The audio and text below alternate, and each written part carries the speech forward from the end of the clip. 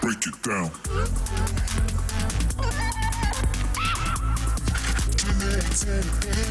Yeah. Break it down.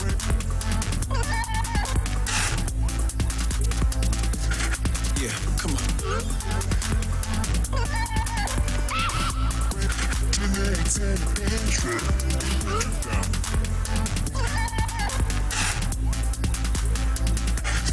One time.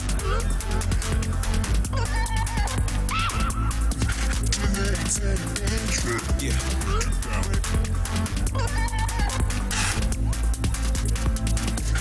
Yeah, come on.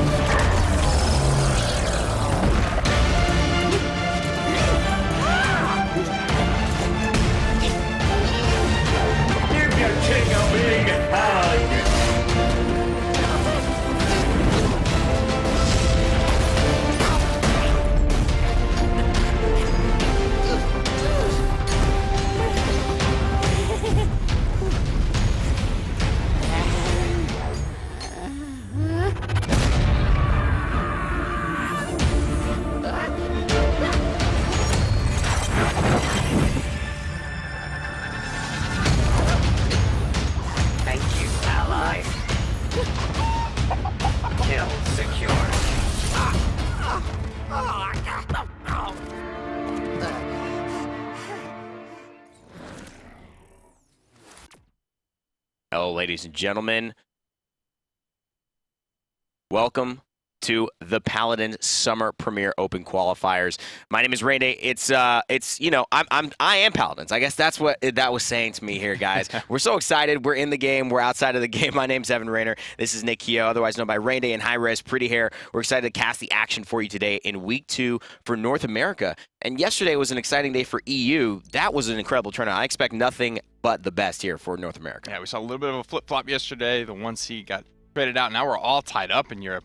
In fact, 50 Shades of Snake and D69 all tied up. Big thing last week was that Denial, the 2 seed traditionally, got second round and didn't even make it to the semifinals in NA. Well, that's a big story. We'll see if their tails have changed today. But before we even go into that, we want to make sure that you're aware of the biggest thing happening in the realm right now, the console open beta. For Paladins Champions of the Realm, if you play on Xbox One or PS4, make sure you go get your controllers. Sign up today. It's free. And, of course, that means you might also be able to join us while we're in Spain. Nick, a big thing coming up. It's the Path to DreamHack Valencia, and you and I are both going to be there. For those console wars, starting up next week, open bracket qualifiers, 6 weeks of that good, hot Paladins action. It's all going to conclude leading up to DreamHack Valencia. It's going to be really cool that we do have the cross-platform competition happening, top Xbox from NA and EU, as well as PS4. Oh, man, and the path, not only for the console wars, but for the PC has been denoted. And for us, it's an exciting thing to see the top teams qualifying here. We're in the open bracket stage. It's week 2 for North America. After 4 weeks of this, we'll find the top 4 teams. They'll advance and play in their own kind of smaller brackets where they'll determine who's the best of the best. And the top 2 from each region will go ahead to DreamHack, and then 4 from other regions will will qualify on their own. So it's going to be a big, big old party. Yep, that's what they're playing for, guys. That's the end goal there. Bright Marsh is going to be the first map here of the first series of the day. And we saw a good amount of this yesterday, so it looks like teams are maybe starting to feel this map a little bit more. For those of you that don't know, this is the brand new map in Paladins. It's only been out for about a week or two now. Yeah, it's got a lot going for it. I think teams haven't figured it out yet, so that's why I'm excited for teams to continually not throw it to the side. They're saying, let's figure this thing out. Even, though there's a lot on the line, we want to play this map and we want to do well on it. Team Woogly versus Astral Authority, the first set of the day, and Woogly, they're going to start things off with the champion draft, taking Makoa. No surprise there. Yeah, there it is. Basically, the rest of the draft going to pan out here. We've been seeing Europe anyway. Ruckus responded with, as well as a blaster of some type, Drogos, or a Bomb King pretty early. Looks like NA is maybe starting to follow suit here as that Ruckus has been locked in. It is important to note that Astral Authority, probably the premier North American team as it stands right now, able to actually give D69 a run for their money, although didn't end up finishing off well in the Masters. They did show some incredible plays and show some ingenuity, definitely beyond what I think formerly Team Eager and what currently is Denial has been able to do at this stage. Yeah, flexibility is kind of the name of the game for Astral Authority's draft, and while they may not have been the matchup in terms of caliber against District 69, just having that sort of dynamic in your draft, like D69 really didn't know how to play against that pip healer. It's something that they completely discredited up until they saw it really start to work with Astral Authority. So that's kind of their scheme there. And that's why you got to keep your eyes on this game, on this team. Any set that they play, they're always able to bring something out that's a little interesting. Surprise us, surprise their team that they're playing against for sure.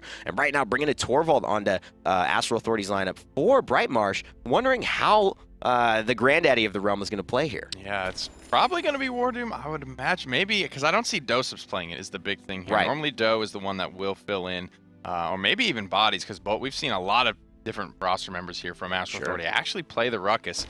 But sticking to their guns here, Woogly bringing in a lot of damage as they round things out with a Shaolin and a Cassie. Very good, consistent Haven damage that'll be mitigated by that item. But, of course, the long range as well. They're going to be able to control a lot of the defensive space, especially with the Grumpy Bomb from Bomb King. But Eevee now, that means she's going to be able to negate that space by getting into the backline with that teleport. Could be a very strong pickup for Astral Authorities. We've seen iDrop Bodies do really well on the champion. A lot of dive potential here from Astral Authority, as well as the Torvald to help keep some of these squishy flankers safe. So it'll be interesting to see how that is all going to play out here. Rovanik will be on the Bomb King for the Woogly squad. Accelerant is his legendary selection. ASDF Master going to be on Pluck Makoa. Corvinor taking Exaction, Dodge Roll Cassie. Freaker for Plums Shaolin.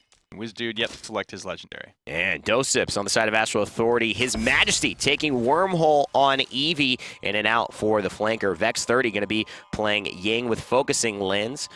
We'll see Cutie on Darkstalker for Androxus, very common legendary for him. Evil Eye going to be on Aerial Assault Ruckus, just an extra charge for his advance. And Field Study Torvald, a very classic staple pick for the competitive meta, allowing him to give 40% extra damage on top of the shields that he's had. So Wizdude does end up locking in that Ripen Gourd for his Maldamet. Just really strange roster to champions here for Astral Authority. Doseps I have never seen play the Eevee. That's right.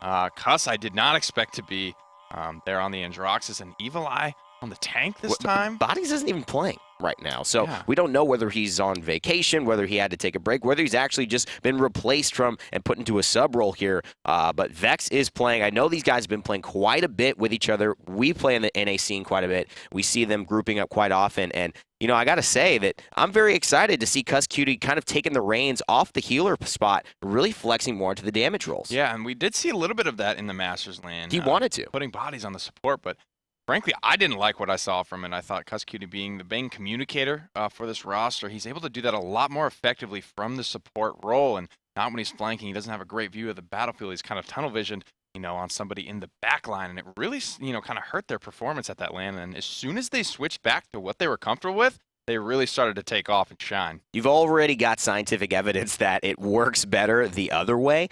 But I know that he's been practicing. There's been an off time. I mean, we've had 3 weeks for these guys to regroup, rethink, and this is the lineup. This is the way they think is the best. And also, considering that this is a newer team, maybe they're just, hey, let's try it here. We get good competition, but nothing we're worried about too much to where we feel like we're at a big disadvantage if we switch up some roles. Yeah, and Astro Authority, this is the kind of time they have a lot of confidence, especially during this open bracket phase. I'm pretty sure they're assuming they're making it through, at least in that top 4 spot. They have already placed first in the first week, which gives them a great head start. So maybe this is, in their opinion, the time to try and work this stuff out. How far can we stretch this roster? What can we really push ourselves to do? See some of these items coming through here as we are about to start in on this first round. 2 Wrecker, 2 Caught.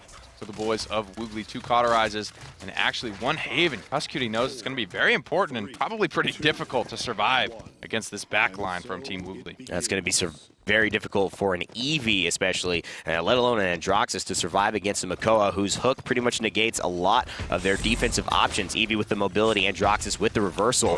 The hook can really counter out all of that. Right now, Wardoom on the point, 9% so far for Astral Authority. First blood for Dosips, already getting things started, is the Winter Witch. So an interesting interaction there, miscommunication, I think. Impaler Arrow actually came and canceled out that Makoa hook, knocked the Ruckus away, because it did actually connect onto Evil Eye's Ruckus, but didn't actually get pulled in. Very strange communication there. 51% though, as a result of that first blood for Mr. Dosips. One of those times where both your teammates do the right thing, they just do it at the wrong time, and it ends up not working out for Woogly. In fact, Rogue and Rovanik here getting tracked by the incredible aim of Evil Eye, a guy who's been playing some of the best Bomb King, some of the best Drogos we've seen in North America. Now on the Ruckus, putting that DPS to good use. Dosips now coming back from spawn. Cuskcutie up on the roof, a little bit low HP right now. Vex low himself, and no control of the point right now for Astral Authority. 39% and climbing for Team Woogly, but once Dosips gets back, there he is, blinking into the backline, gonna cause some havoc. Rovanik here with his Bomb King. He's practiced a lot. He was not happy with his performance at the Masters LAN, the Bomb King LAN, being able to not perform on his signature champion. Right now, he's wanting to make a name for himself against the best team in North America as of yet, and so far hasn't been able to get the job done. 93% for Astral Authority. Woogly looks to fall here at the first objective, and with 2 minutes and 25 seconds, they're going to have to regroup and start their defense. I think the most important thing to note here after that capture did come through for Astral Authority is it's just not the dominant fashion we're used to seeing from them. This isn't even, to be, not mean, but not a top team in Woogly. this is a relatively new roster, a lot of new names here, some of the old AGG guys as well. Big kills continuing to come through on this payload push, and now we're starting to see them roll. This is the momentum that we're used to from Astro Authority, but all things told, they are not playing with their full roster either. And you're right, Nick, this isn't the justice system. It's not innocent until proven guilty. It's not a top team until you prove that you are. Woogly's still figuring things out. They've got some players we know, but they have not hit the numbers. They have not had the placements to make themselves recognized in this scene over Astro Authority. So admittedly underhanded here, but Wardoom keeping his team above and beyond healthy with those shields, not dying for quite a while. A 4 streak for him, and just using that Makoa shield to recharge it all back up. Dredge Anchor going to miss as well. Bomb King getting up in Woogly's face here, but he actually loses that boxing match. Ruck is very good in a 1v1 scenario. Hyper Beam is ready, but not a lot of good spots, frankly, for Torvald to knock people out of the kill zone. Yeah, where's he gonna throw him? There is a little bit of hazard on the left-hand side, but it's hard to get there. That's why he's skating around to the right, but there it is, locking him down. Dosips with a great Ice Storm is gonna put a lot of members of Woogly in trouble. Gets stunned out on his way back from the blink, but he's already done more than enough. The Makoa still holding things down. Could be dangerous if Woogly can't keep their tank alive. Doesn't have any reprieve either, so if Vex goes down, they're gonna be very difficult to keep himself alive, but it's not the case. Astro Authority off the back of a Cuskcutie double kill find the conversion and push it through. As a result, they're going to be able to pick up some key items here. Cauterized 2s coming through for 3 members of Astro Authority, and frankly with Wardoom here, they just don't feel the need to get Wrecker. Torvald, exceptional, a Wrecker in his own right, a vacuum cleaner for this Makoa shield. To me, I want to know what's going on here. Maybe it's because we've been looking at a lot of perspectives. Why is Wardoom on a 9 streak with a Cassie, a Shaolin, and a Bomb King, 2 of which have a Wrecker, and especially a Makoa who could just hook him and totally displace him without any opportunities to get away? I think it's because there's 2 flankers on Astro Authority. Cuskcutie and Dosips constantly buzzing around in the backline, not giving this Cassie, this Shaolin, the chance to shoot and try and crack this Wardoom shield, on top of the fact that Wardoom's positioning is one of the best in the business. He's not going to put himself in a position to be killed. And there it is. Dosips already applying the damage, about about 937 onto a target as he blinks back to safety. Cuskey been practicing the Androxus up into the air, another step away, reloads mid-flight, comes back down, has his sights onto Plum, takes him down, and the Godslayer continues his Rampage 8 streak for the captain.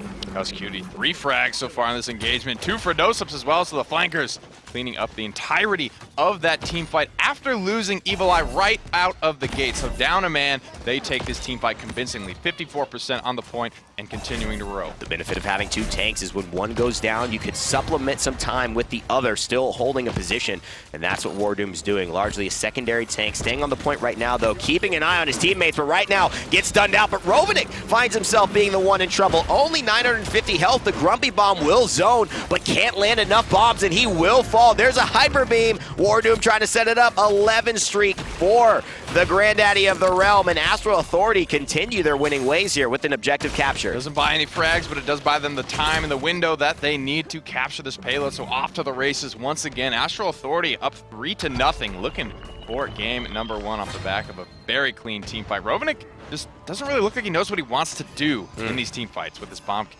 Now this is to me another question that Astral Authority probably asking themselves, how well are we playing? How well is Woogly just not really being effective? And that's what I think you have to guess when you're trying to test these new lineups, these new champions, these new players coming in and playing different roles. How do you really assess whether it's going well if you're playing against a team that's admittedly not as proven as you are? 48 remaining on the payload here. Questions to be answered for all sorts of teams and players playing different champions. A lot of wacky stuff coming out today from Astral Authority. Cuskey here is very comfortable on the Androxus. You know, he used to be a main fragger way back in the day, but just his communication skills are very invaluable. You know, in an industry esports, not a lot of guys are big talkers, a lot of shy personalities as well. Cuskey is one of the biggest personalities in Paladins. And as a captain, when that personality comes through in the most important times, it can be the difference for his team's success. But right now, he's so focused on fragging out. I wonder how much he's actually communicating with his team on where to go and what to do. Maybe that's what Vex is getting a little bit more groomed for in that healer role as well. Subbing in, Eyedrop Body's not playing as of now. Still to die here. Wardoom on a 12 streak. No mobility on he's this character. old. The reason we were highlighting this is because Torvald has 0 mobility, and against a Makoa, you can kind of just pull you around the battlefield at his whim. Nice air shot, though, with the accursed arm. Cuskey manages to stay alive, gets a little reversal off, supplemented and kept alive by his team. 2 frags go the way of the tanks from Astral Authority. This could be bad. This is exactly what Cuskey wants to do, but he's been and caught up, actually. Corvinor having his sights there. Evil Eye, though, backing him up, and a nice shield coming out from Wardoom onto Cuskey to keep him alive. The flank pressure is relentless between Dosups and Cuskey, and Androxus still not falling. Very staggered kills coming through from Astral Authority, so they're going to keep this man advantage throughout this fight for a very long time. There's another staggered one coming down. Looks like very low members in the backline. Ancient Rage has to be popped just to stay alive. No ultimates at all even needed to be used. It could be time for a Hexafire. Woogly almost getting Evil Eye low. Force a retreat, but that extra advance from Aerial Assault is going to serve him well and keep him alive. Right here, though, a bubble for Cuskey is going to mean his shots do a lot, but he won't need it right now. He's got Corvinor in his sights. Evil Eye's got the Hexafire on lock. He will fall, but guess who's still alive? It's Granddaddy Torvald. Wardoom with a perfect game almost. Did he die? I'm not sure. So he might have died like right at the beginning. He may have died once that game. 2 clutch hyper beams, 1 to secure a payload, 1 to secure a conversion, and game number 1 here, 4-0 for Astral Authority. Let's head to the stat screen and see if he actually did die. Mr. Torvald there, 1 death, 18 eliminations, so an 18. I must have died like right at the end there. I think, no, he died at the beginning. He was still alive at the end. He died. That makes more sense. Yeah, and that he kept that streak. I think after round 1, he just didn't die at all, and he had such a great impact on his team. 99,000 shielding onto other players, essentially a little bit on himself, but nobody really got him down enough, and you know that's part of the beauty of Wardoom. He could be so aggressive with the Fernandos and with the Makoas, sometimes even with the Inaras, but he can also be so reserved and well-placed and smart with his positioning with the Torvalds. That's maturity for Wardoom. That really is. That's just not what we associated him for. We saw him play Torvald, and we were all very excited because we knew it meant the most aggressive Torvald we had ever seen, and it just wasn't the case this game. He was very, very calm, cool, positioned properly, and as a result, only 1 death. I do want to say 65,000 damage on an Androxus. Top damage about 15 to 20 over most of the standard deviation here in this game. very impressive. Cuss Cutie has been practicing road to Masters, road to getting this guy 25 on all of his streams. He's showing that he really knows how to work the Godslayer. This could be a new look for him. While he does play support more often than not for Astro Authority, and Droxus, I think, is by far and away his most comfort pick, what he carries with, in his solo games, his casuals, his ranked games. You can see he is rocking that title for that level 20+ champion mastery. So Astro Authority going to go up 1-0 over Wookly. And you can see there on the bottom side of the bracket, it is Denial and Ewok. So that means we will see a little bit of Stolzy and Bitey action today. That's good. That's good for them. Haven't dropped a game either, so it's going to be difficult to call that one. Ewok and Impact was that semifinal set that we did see in the previous week. Very close, and just weird to see not Denial there. It would be like D69 or 50 Shades of Snake dropping out, getting beat out by a completely new team we didn't really even know in the second round, but they're all back to, they got it worked out this coming week in Serpent Beach, where will game number 2 be. It's going to be an exciting match, too. Serpent Beach, for me, is a great map for Androxus. Cuss Cutie's been playing them. But, for me, it's really exciting to see, I think, a lot of flexibility. You could kind of play what you want on this map. You don't get too punished for picking much. And you see Astro Authority right there taking the Androxus right away as a first pick over Makoa. So watching District 69 yesterday on this map, I'm wondering if Astro Authority are going to try to go for a similar dive composition that we saw them take. And Androxus was a very important part of that. But with the Bomb King already gone, that's a lot of mobility. And Bomb King, while bringing that mobility, also has the ability to impact team fights in the ways flankers just kind of can't. It's what makes that character so special, is he can be played in a lot of different ways and succeed, on an 8 out of 10 in most. No, you're right. I mean, he brings not only the damage and the mobility, but he brings that area CC with the Grumpy Bomb. He brings the ultimate pressure that, is more of a team-wide threat, not necessarily just a single target threat like most flankers are designed to do. Androxus' Accursed Arm is not as scary as a King Bomb coming into your team. So seeing this draft kind of go the same way as we saw in game number 1, another thought is coming into my head that, with bodies out and Vex in, Vex can probably only play support at this level. And Cuss Cutie playing anything outside of support, he's probably only comfortable enough on maybe Androxus or like a Pip or something. But maybe wanting to just be as comfortable as possible to give themselves the best chance without their full roster. Yeah, and the other thing is that this just could be confidence. This could be these guys feel that I'm going to play Androxus because I want to frag out, I want to look good, and this is what I want to play. Not that I'm really worried about you tactically getting such a good draft that now we can't compete against you. And that's often the mentality Astro Authority have had against their opponents. So last pick Kinessa does come out on Serpent Beach in the face of a first pick Androxus. So they're saying, come on back to this backline. I'm gonna have a couple words for you. And with a Shaolin and a Bomb King, if they're back there babysitting, it's gonna be really rough, especially Makoa Anchor as well. Very good at picking up that Androxus on his way to the back line. This is going to be game number 2 between Astro Authority and Woogly, with Astro leading 1-0. Aerial Assault for Dosup's Ruckus, Darkstalker for Cuss Cutie's Androxus, Combustible for Evil Eyes Drogos, Field Study for Wardoom's Torvald, and rounding things out as Focusing Lens for Vex's Ying.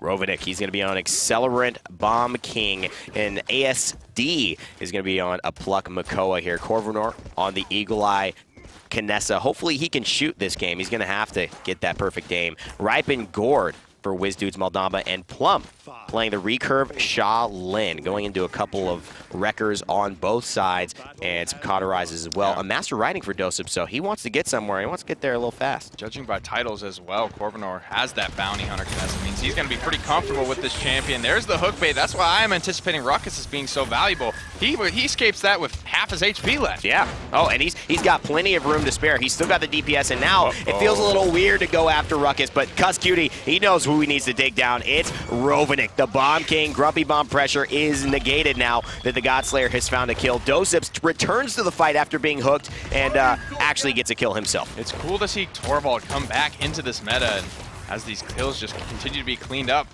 Makoa being so strong, Torvald was the answer to Makoa. The anti-burst. Not only can you shield the teammate that gets hooked, we saw it just then and there. You can silence the Pluck follow-up as well. While 2 kills do go the way of Woogly, 90% already on the point for Astro Authority. Such excellent play coming out from Cuss Cutie and Vex and Wardoom together. The illusion placement with the clones, the bubble timing for Wardoom, and Cuss Cutie picking his moments. That's what Androxus needs to do. He's not an all-in at the start of a fight, just fight 5 people. But when you get low, when you get near 30%, the last person you want to see coming on your tail is an Androxus, but hot damn! Plum. 2 in a row. Out of the air. For Plum, and that's what we sometimes see at this level. Shaolin can be picked up in place of a hit scan to counter out the Drogos. 2 kills for Cuskcutie though, and now Corvener, no, he's the next to be hunted. And that is a double kill off an accursed arm. Because he was doing so well to start off, he got that ultimate charge faster than almost anyone else in this game. I mean, people aren't even catching up. Drogos is at 55% for crying out loud, and he's already back at 10%. Cuskcutie is dominating right now with the support of his teammates. Moves his way out as well. Bomb King up on the high ground here. It's going to be tough to break that. He's going to take a lot of damage on his way up. Cuskcutie waiting patiently in the wings, but Evil Eye is here with his combustible to spread the fight out and give Cuskcutie the angle that he needs. Displacement, displacement, displacement. Cuskcutie is having a wild day, and he's getting supported by so much damage and so much disruption from every one of his teammates. And oh boy, Corvenor, watch out! But seems like he does miss the fire spit, so Evil Eye with a rare mistake. Doseps here going to try and get back to the payload and keep this push going. A rare miss from Evil Eye, but Doseps is here to step up. 2 kills already gone the way of him. Now Evil Eye does connect with Corvener, does find him. Cuskcutie deep in the back line now with anyone he wants to hunt. Astral Authority looking very strong. 1 minute 30 seconds remain, and they continue to find picks. The rockets are ready. Hexafire could be pulled any second. Plum getting back into the gourd, get a little bit of healing, but staying in base thanks to the combustible pressure, the AoE displacement from Evil Eye, and just the constant harassment from every member of Astral Authority. They have not let their foot off the gas. They're running 90 miles an hour in a 35, and there's nobody who can police them. More ultimates left in the tank as well. Dragon Punch and Hyper Beam didn't even need to be used. Hyper Beam much more effective on Serpent Beach than it is on Bright Marshes. One basically whole side of the map is in fact Hazard Zone that Torvald can launch his enemies into and find the instant gib on them no matter how much HP they've got left. Level 1 offensive items is all that's able to be afforded by Woogly. They've instead decided to go to some level 1s of other things like Haven, a couple of Cronus' and Deft Hands in fact picked up for the Mount Dama, so crowd control might be the only answer to stop the onslaught of bullets from Doseps, who is on a 5 streak. And to me, that's a comfort pick, right? You know, WizDude probably just wants to make sure he can guarantee some of these stuns a little bit more. It's very appropriate to be in rhythm of trying to get a stun, throw a gourd, get a couple of basic attacks, really impact or stall some of this aggression, and especially if Cuskcutie is finding himself on the end of a snake. WizDude could change the tide of a fight by taking out that crucial flanker here. Look how far back he is. Cuskcutie, he's making his presence known. You can see everybody clumped up, babysitting this Kinessa, and Cuskcutie's not doing any damage right now, but he's impacting this team fight so heavily. Corvener comes up for the 1v1, and Cuskcutie says, I'll take that any day of the week. One shot, though, from Corvener could do it, but no, it will be the 180 snap headshot from Cuss. What kind of a play was that, Corvener? What you trying to do out here, man? And all of a sudden, you fall down. I could have seen that coming forward. Triple kill quadra for the king. Cuskcutie making his statement in the realm, and for Astral Authority that even if he's playing a support or a damage carry, his team is on top. Making that, he's earning that title out here. Cuskcutie right now back to 20% on his ultimate as well, pumping more headshots into this Kinessa, sending her back against her spawn door with half HP already. 2 minutes remain, and now another kill just dropping right in front of him. They're just feeding Cuskcutie. Finally, he does go down in that 1v3 scenario. I'm just laughing at Corvenor's audacity to be in the middle of her teammates and then go transport into Cuskcutie to have a 1v1. Sometimes the only way out is through. Yeah, sometimes, but not that time. Not that time. Corvenor definitely was at the mercy of Cusk, even missing a few shots to extend that fight. Probably wasn't a hope or a prayer, and unfortunately it does not go well for Woogly yet again. 3-0 down is the team trying to answer to the top dogs in North America, but they are not letting off the gas. Minute and 30 seconds left. This game could be over before then. Very slippery is Cuskcutie. Heat Haze maybe going to save Plum here, just popping shots into him, but Torvald Bubble's going to save him not any longer as he gets sent back to spawn. Doseps once again on the front side to pick up the slack. Okay, Plum, I see what you're doing there, but Doseps finishes you off. You're not expecting to deal with the Cuskcutie who takes all of your toolkit. He uses your Desert Withdraw, he uses your Desert Shadow, he uses your Heat Haze, he uses everything. And then he still is already having to deal with 4 other members. Corvener finally shuts down one of the main damage dealers, Evil Eye, but they have not stopped this Astral Authority pressure. What are they going to have to do here? 60%. It's going to be difficult here with a Torvald Hyper Beam coming up, a very lethal place we saw Elven Path actually launch his from and get a couple of frags yesterday. Now up onto the high ground, Evil Eye returning from spawn. Corvener did pick him off very early. Couple of poke shots there with the salvo. Just going to let Evil Eye know where this Kinessa is at. Plum doing a fantastic job of just hitting his shots. And now it looks like Evil Eye's going to be in danger. He needs to be aware, and Corvidor and Plum snipe him out of the air. Evil Eye not having a good time against the two backline snipers. The Desert Wind and the Bounty Hunter combining to put a stall on the Dragon's Terror, but he's still alive, but not necessarily enough to stop this. What are we going to do about Plum here, boys? Only Wow. 100 HP left, but he continues to just rain damage into his team fight. There's a double kill. No answer for the Shaolin. He's about to make it a triple. Decides to switch targets up onto the high ground as War Doom was dead in the water. Oh, if he hit that shot on Evil Eye, I was going to start eating a Plum on cast, man. I mean, I'm getting hungry right now.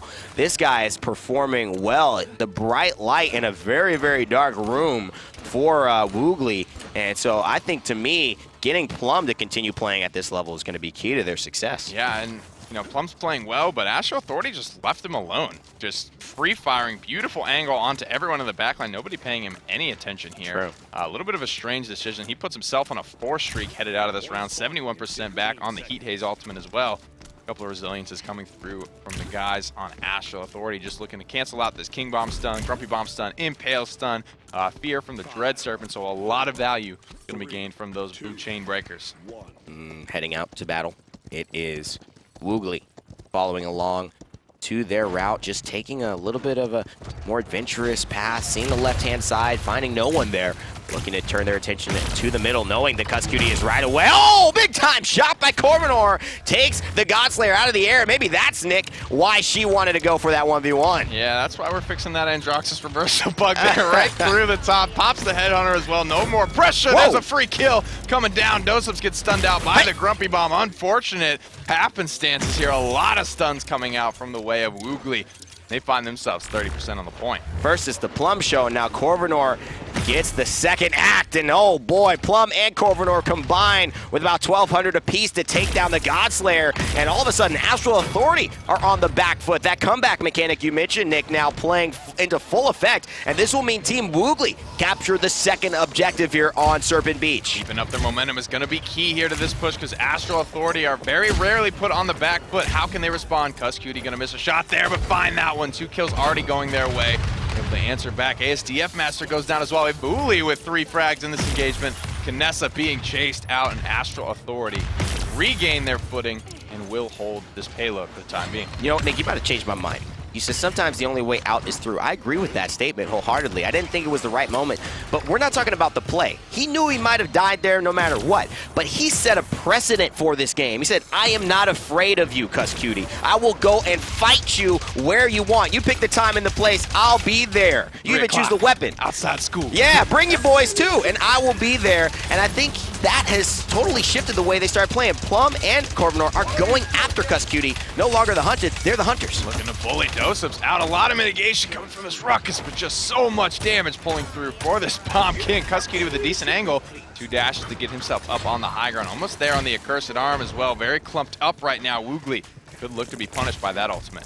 Love the way Plum's positioning, and Impale could have knocked War Doom off the ledge right there if he wasn't careful. Cuscutie again falls down, this time to the Bomb King. Robinik started to find a little rhythm himself on his Majesty. Doseps in between a corner and a sniper. Will the Bounty Hunter come out of this one on top? She won't. Nice transport, and it'll buy her enough time to finish off the Mechano Goblin there. Thanks to Plum with a double kill. 2 kills and continuing to roll. Heat Haze to keep up the momentum has been very clutch for his team. When left unchecked, a stealth champion, it's easy to lose track of him. There's a Torvald amping that damage up, but a lot of whips here. Woogly sneaked the payload through, and Corvinor with the 1v1 on Cuscutie. You see what I feel like this is totally shifted. They've taken a different approach onto this game. I love seeing teams do this. Sometimes it's not about whether you're going to hit the shot better than the other player. It's what do you make them think you're going to do? How do you play? Do you start being more intimidating and make them relax on some of their positioning? Do things that are outrageous. They just lost an Accursed Arm. Accursed Arm plus the Torvald damage, but Cuscutie was still not able to find that kill onto a Kinessa. I mean, this is all the marbles now. That's the difference. Is Cuscutie, has he tilted right now? I mean, they've been paying a lot more attention to him. He's running away with the game right now, and then as soon as they start focusing down the Shaolin, Bomb King, everyone's babysitting Corvinor now. He's on an 11 streak. Hasn't died. Doesn't want to die. Plum, he's his partner in crime. Will these two be able to solve the missing case of Cuss Cutie, or will he come back alive to haunt them? But Plum already getting things started, takes down the Granddaddy, and he's got his eyes on the Godslayer. Oh, Corvinor takes him down again. Dosip's gonna Hexafire on point, but a Grumpy Bomb and all this King Bomb damage, will it finish him off? It will. Rovanik takes him down. Team Woogly might just turn this around. 21% for both teams right now. No one in command just yet, but an aggressive Poppy Bomb to get Bomb King up. Looking for some more continued aggression here. Drogos has returned. Evil Eye needs to connect on some of this damage, but Rovanik's already been topped off, and he's got his Makoa here to support him. Woogly's got to be careful here. They've got a Torvald Hyper Beam and a Dragon Punch, and that's big. That's what Wardoom wants to do. Evil Eye gets another one, and though they did such a great start of this game, did they maybe throw a little bit too much out too early? Popping the Headhunter, trying to chew through the shield. He's got a lot of HP to go through. Corvinor on a 2-streak now, keeping Astral Authority low. Doesn't want to let them get entirely talked up, but he's the only one left alive. Grumpy Bomb does come out, so by some time, but this is a 3-3 scenario with Astral Authority looking to close it out. But he did get them off the point. The Dragon Punch here is going to be crucial, and they don't have a Fernando. Makoa is almost helpless against this Dragon Punch unless he can get away, and it doesn't look like he can. The good thing is he took so much damage, it wasn't too much value, but Rovanik's got to win this 1v1. He's got to prove that the training's been paying off. Goes up into the air. Poppy Bomb, Cuss Cutie still alive, and Wizdude somehow holding down the point. Throws a couple more bombs onto Dosips, gives a Grumpy Bomb on the point with his dying breath, but here's Wardoom. He gets impaled off for the time being. 78% for Woogly, 81% for Astral Authority. Now north of 80 is Woogly. Corvinor took down Evil Eye in the sky. ASD took down Wardoom. This could be it for Woogly. They've got to finish Dosips and Cuss Cutie. He is keeping them here. He gets the kill on the ASD. Makoa goes down. Rovanik finds Dosips though, but Cuss Cutie still has not found an answer against him. There it is. Team Woogly look like they just might do it and take the game off of Astral Authority. They step on the point, Headhunters popped, and there it is. Wow. Woogly answer back, mid-game adjustment, shutting down Cuss Cutie almost entirely for the second half of that game. Find the win and tie up the series. You know, I mean, yeah, I'm sold. I'm sold on that move. You know, Kinessa showing no fear. If you look at it, it is an Eagle Eye Kinessa, right? You land a fully charged headshot, Cuss Cutie's dead. Yeah. Anyway, you got to take that chance. If not, you're putting him at 800 HP. Anyone on your team can kill him at that point. And I mean, this was maybe no fear from the beginning, Nick. You said they're going to pick a Kinessa after a first pick Androxus, knowing that this could be a great counter to her, and he had no fear. Corvinor, lights out game, but it couldn't be done without the performance Plum put on. Only 4 deaths to those two. Look at Cuss Cutie and Evil Eye, 11 deaths apiece. I mean, these guys could not die. They carried more than their own weight in this game. And Woogly showed up big. They stayed safe in the backline. Wizdude with 75,000 healing as well. Vex able to actually beat it out with 84,000, but a lot of spread out members. A lot of tanks to heal for Vex. Wizdude definitely had the tougher job keeping all of those spread out flankers and damage alive. Yeah, Evil Eye is one of the people we talk so much about in this scene when especially Astral Authority is playing. But today didn't seem too much like his day. Pretty quiet. Cuss Cutie was definitely commanding the most attention, and when it seemed like they found an answer for him, things just ended for Astral Authority. Part of that problem is they pick up the Kinessa right into the Andro, but largely they pick it up because they do want a strong hit scan answer to Ibuli because they know what happens when there isn't one. So picking that up, not only did they do it, they paired it well against the Androxus, but they picked it up to shut down Evil Eye, who normally can just take over a game when he gets a comfort. And you're absolutely right. I mean, the fact in the last fight, Corvinor took down Evil Eye single-handedly off a couple of snipes to keep that snowball rolling for their team, and ended up with Cuss Cutie fighting 4v1 after all of his teammates had collapsed. So Woogly going for the Makoa first here, and they're going to get their favorite tank to start the game.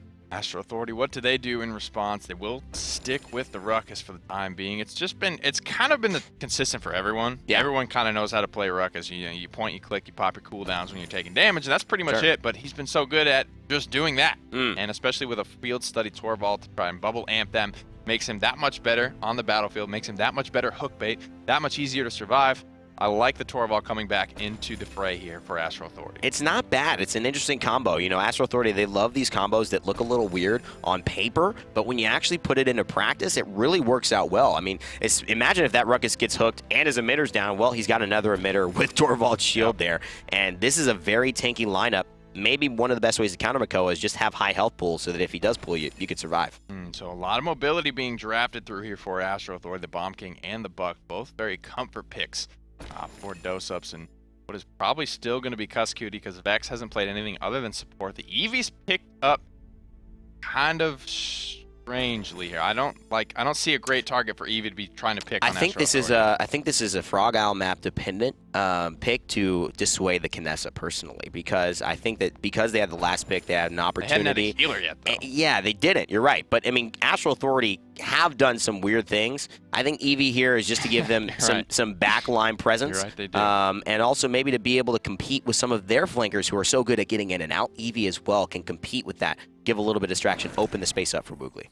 Can't let them retreat for free here. It's going to be game number 3 on Frog Isle. Rovenick on Eevee this time as his Bomb King has been snatched away. Reprieve will be his legendary selection. Pluck for ASDF Masters Makoa. Recurve for the Shaolin. Ripened Gourd for Wizdude's Maldamba. Plum has selected Combustible for his Drogos. Amazing. Combustible is like the thing now. Amazing. All these teams just immediately go into it. Dosips, Accelerate Bomb King for him. Evil Eye, Aerial Assault for the Ruckus. Wardooms, Torvald going to take Field Study.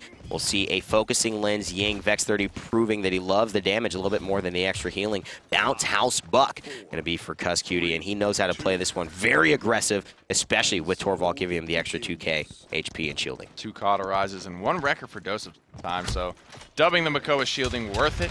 Ooh, Evil Eye's going to eat a good amount of damage and then be hooked in here, but he's going to have plenty of advances. That's it. Hop, skip, and jump his way out. That's great, and you know what? That's a Makoa hook down. Now he's got to wait another 9 seconds to be able to be impactful in the fight. He does hit the hook, though, and that means that Wizdude will finally take down Evil Eye. So the fact that ASD is consistently hitting these hooks is giving so much room for Woogly to connect and find these kills. Wizdude lands a long-range snake stun onto the Buck as well, making it very easy for Woogly to clean up Cuskooty there, and another hook onto Torvald. He's almost dead in the water at that point as Torvald has 0 mobility escape options. Oh, no way! Is he gonna go down? He will. Dosip, see you later. The Bomb King, with all the mobility in the world, is gonna find himself off the map, and if you saw the Ruckus flying in mid-air, that was not a mistake on your screen. He's got aerial assault, so he can actually jet upwards with those advances. Rarely seen, though, in this level. Dominant team fight, though, from Woogly to take this first payload away from Astral Authority without even letting them step foot on it. Now continuing to press the advantage there, but they do lose AFDF Master.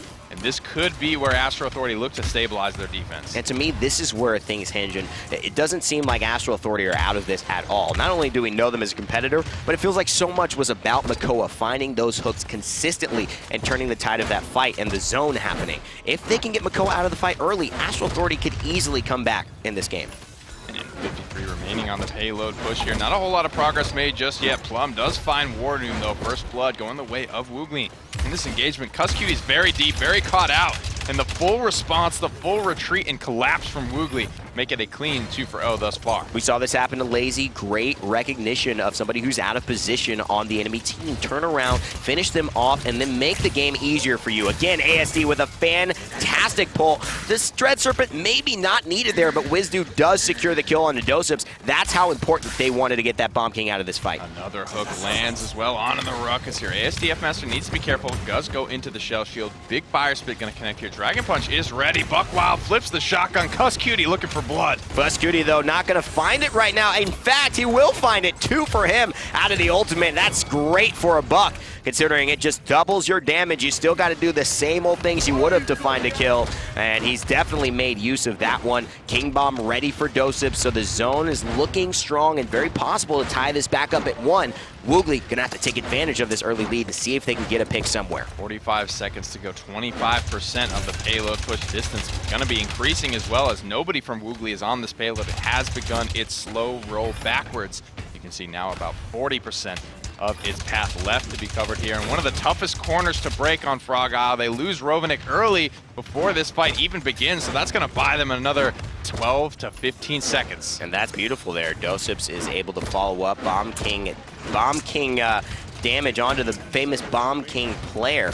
And Rovenick playing Eevee, something we don't see very often, will go back to base. 8 seconds left. ASD trying to lead the charge. A Shell Spin might be available, but this is going to be a tough one. They might already be out of this push. We're going to head into overtime here. Maybe one member does step on it to get that overtime started, but losing ASDF Master, and now they've got a bunch of squishies that are already low HP. Eevee looks like she is stalling out the payload very effectively, but no tank here.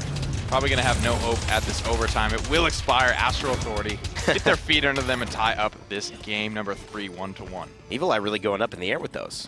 He likes to go up and over. You know, he just wants to be a buck. That's right. Evil Eye's like, I wanted to play Buck. Well, I'll play Aerial Assault Ruckus, same thing. That's what I'm saying. We got all these damage guys playing Ruckus now as he's kind of come back into the meta a little bit more than usual, and they're all just taking Aerial Assault and playing him like the flankers that they're used to. I mean, well, it's so much value when you can aim well on Ruckus because the headshots, they really add to the DPS for him, and that's why these guys with great aim are picking him up so much more. Clutch mobility options here, and already with that resilience coming through, Evil Eye doesn't want to be hit by the follow-up stuns after the Dredge Anchor from WizDude, and that is really what was sealing his fate in the previous round here. A couple of ultimates online for Astro Authority. Eats that arrow in the same spot, you're right. I mean, come on. Fool me once, shame on you. Fool me twice, shame on me. ASDF, though, misses the hook, and this time his shell shield is down. If I am Evil Eye, I'm trying to finish off ASDF here. Wants to get into a good position for the Hexafire, but I think they maybe miss a little bit and overextend when killing the tank might have been enough. Dragon Punch does come out in the backline to shut down the Ruckus. There's a big salvo. It's going to land onto Dosups, but just barely tickling him as it was a little bit off accuracy-wise. Eats the Fire Spit. Good for the team as it didn't explode. Dosups does need to retreat out of the fight as a result, though. Cusscutie bought so much time in that backline in the previous. You can see him doing it in this engagement as well. Got a solo Dread Serpent out and distracted 3 members of Woogly for 10+ seconds. And all they need to do, Nick, as well, Astro Authority, is to get to that spot. Wardoom safely on the point. He's got that left side covered, so there's really only one route for them to take safely unless they want to get knocked off the map with a Hyper Beam. And that is exactly what they're afraid of here. In fact, it's leaving Rovenick completely by himself. Reprieve will heal him back up, and the Blink will get him away, but the objective's already captured thanks to great positioning and great slow play by Astral Authority. Still have the Hyper Beam as well, with a couple members looking right for the pick in there over in the corner. Wardoom knows exactly when and where to use these ultimates, so expect that to get frags regardless. Throws up in the air and lets the salvo rock. Plum not going to find any kills, but is on a 7 streak. Kind of the shining light right now for Team Woogly. I want to mention it again. Wardoom's play, I mean, the fact that Evil Eye and Wardoom are working together, Wardoom's playing so untypical of how he usually does with his aggressive frontline stance. I really want to just say that this is a great job by him. Finds that lovely area. Wasn't even aware that that was an area you could get knocked off. And that is a great little piece of information Wardoom's just shown the community there if you didn't know it. But Torvald able to knock off with the Hyper Beam and really help this payload keep moving. Getting juggled around, though. He's going to be pretty hurt after that engagement. Get pretty caught out. Will recharge back some of its HP. No picks right now from Astro Authority. This payload is very close to conversion, but they're going to have to find something. King Bomb is a good start to try and get this one punched through. And I love the fact that he's still there, still alive, helping his teammates out and recharging his shield so he's ready for the fight. Plum, though, going to take down Cusscutie, who's kept the zone so far away that the payload is about 95% before being captured. 1 minute and 10 seconds left. Seems like Woogly have found the defensive answer. Yeah, after falling down Dosups, it was the full reset call. We saw Evil Eye jump off the side of the cliff. Vex30 getting picked off as well from the Dredge Anchor. And now, this is what I like to see from Woogly, though. They continue to press forward here, making this zone as big as possible. Want to buy as much time as they possibly can. Still over 50 seconds now remaining in this payload push just to go about 10% of the distance. And that's where Makoa and Edie really work out. I think he's trying to get a kill on a Cuss there and just zone out the enemy teams. We saw WizDude do a couple of other ultimates that we said, huh?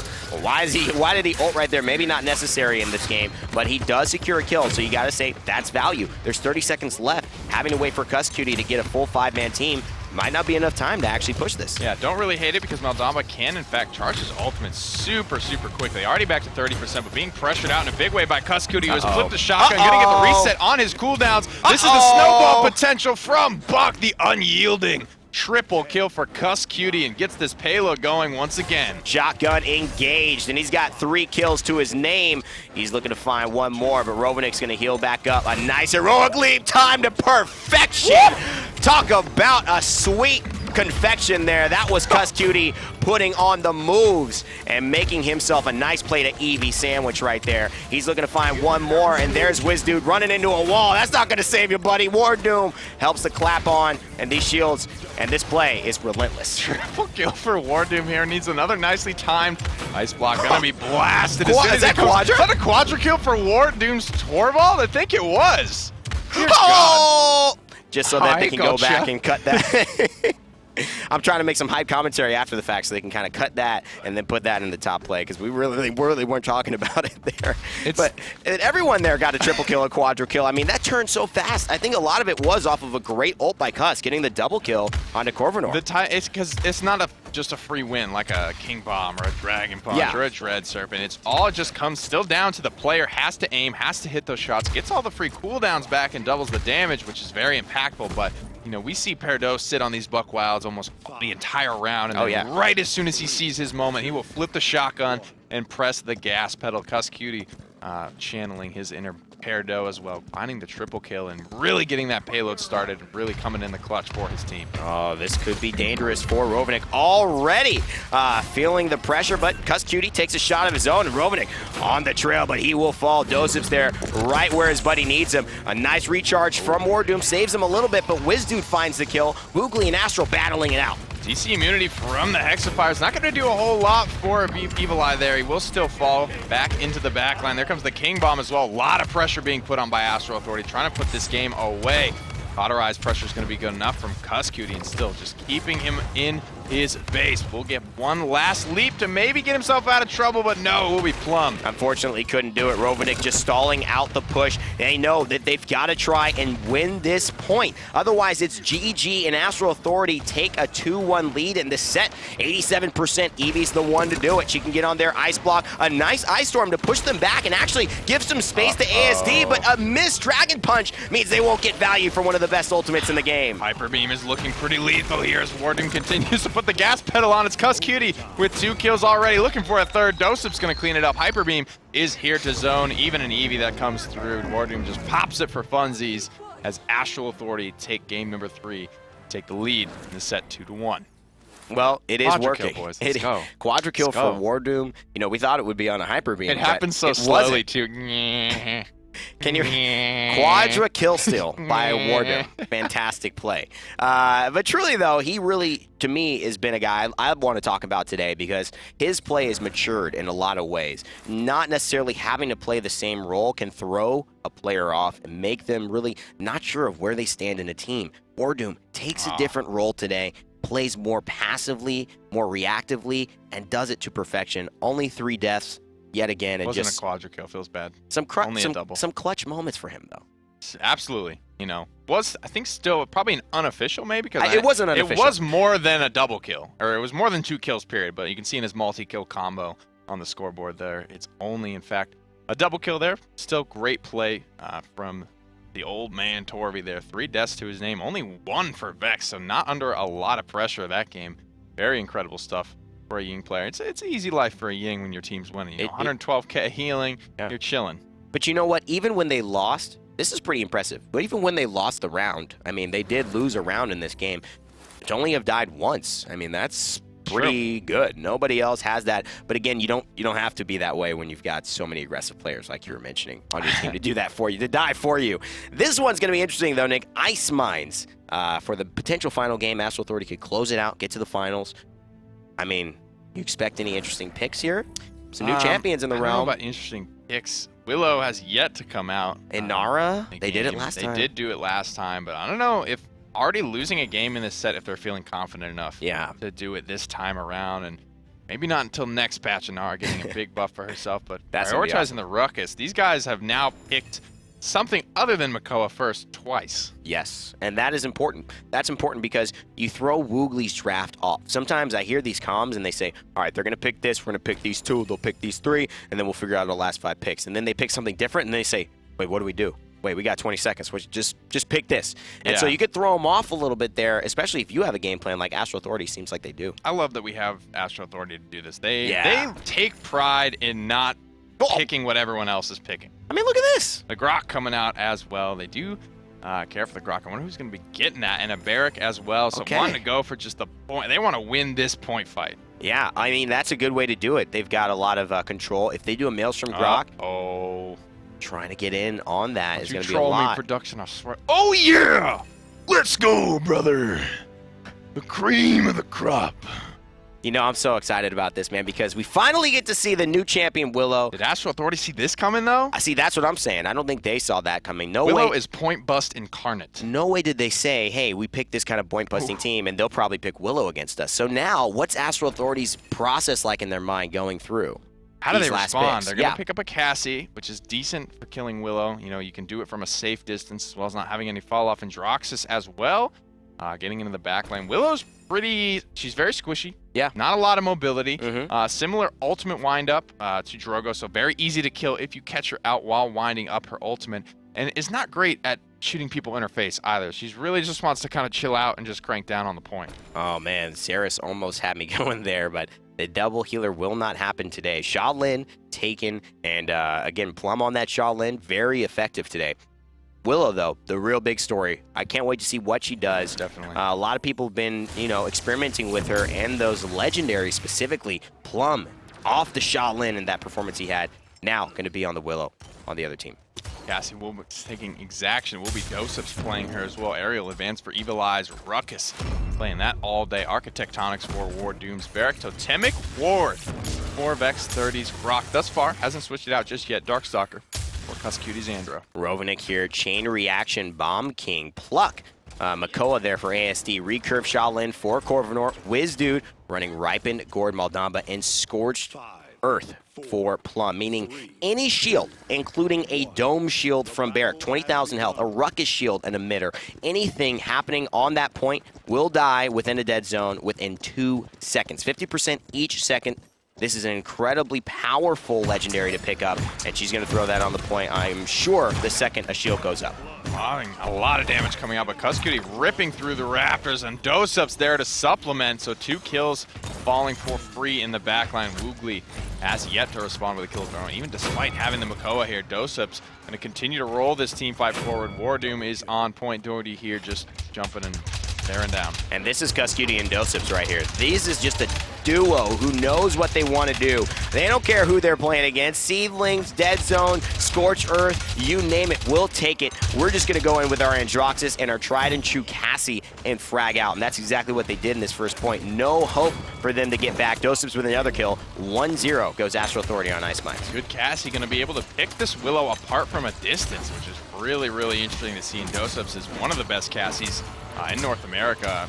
Not really frequently playing. It's kind of come back into the meta, but very highly rated on this character. 25 mastery with this champion, in fact. So very, very old school Cassie player. Dosep's is happy to get the Hunter's Daughter whenever he can. And it's about timing. It's about knowing the positioning and the way that Cassie can really use her range effectively to put an opponent in the range of being killed and then aggressively go after them, especially with Cutie as well. Playing the Androxus loves to take on those low health targets and hit a couple of quick revolver shots to finish him off. Trying to break this corner right now. Astral Authority having some trouble now getting into the backline here. Wants to fight out with this Willow here. She's got the high ground on him. Going to eat a lot of damage from that reversal, but Cutie's going to miss that one. There's the Shaolin backing up Plum. And that's so smart. He buys enough time with the Seedling, which is the damage that Cutie had to reversal. Otherwise, he would surely be dead. About 2,500 at base there, since he doesn't have the legendary right there. He's going to point off the wall. The cutest murder I've ever seen. Yeah, Plum just looking good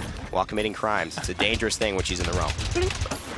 Just cutest little sound effects there for Willow. She's going to flutter up onto the high ground. The Raptors there, but actually backs back down. That's where she got picked off. Just throwing out some scouting seedlings as well. Only a minute remains here. Astral Authority really struggling to break this corner. The Tempest is going to be popped. The gas pedal has been slammed down. Astral Authority come roaring around the corner looking for picks. They're going to find 2. That's big time movement speed there. So Totemic Ward getting the CC immunity, the extra healing.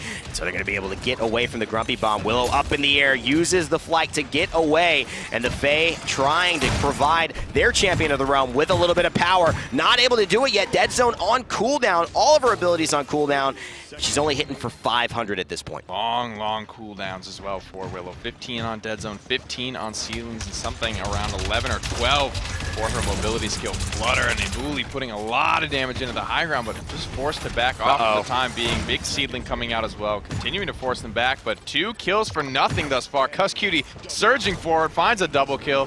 Hopefully trying to stay alive here as well. This is a big momentum swing the way of Astral Authority. A 3rd kill for nothing And this is looking to be a 4th here for Cuscutie, but he's getting nicely out-battled by Wizdude, who's going to stay alive, fighting in his gourd as a Maldamba. Great positioning, but Cuscutie, he still smells out Maldamba right there. He's going to finish him off. That is a successful push after just what feels like nothing happening for about 2 minutes and 10 seconds. Yeah, they kicked that push off at 50 seconds is when they hit the gas pedal with the Tempest, surged around the corner.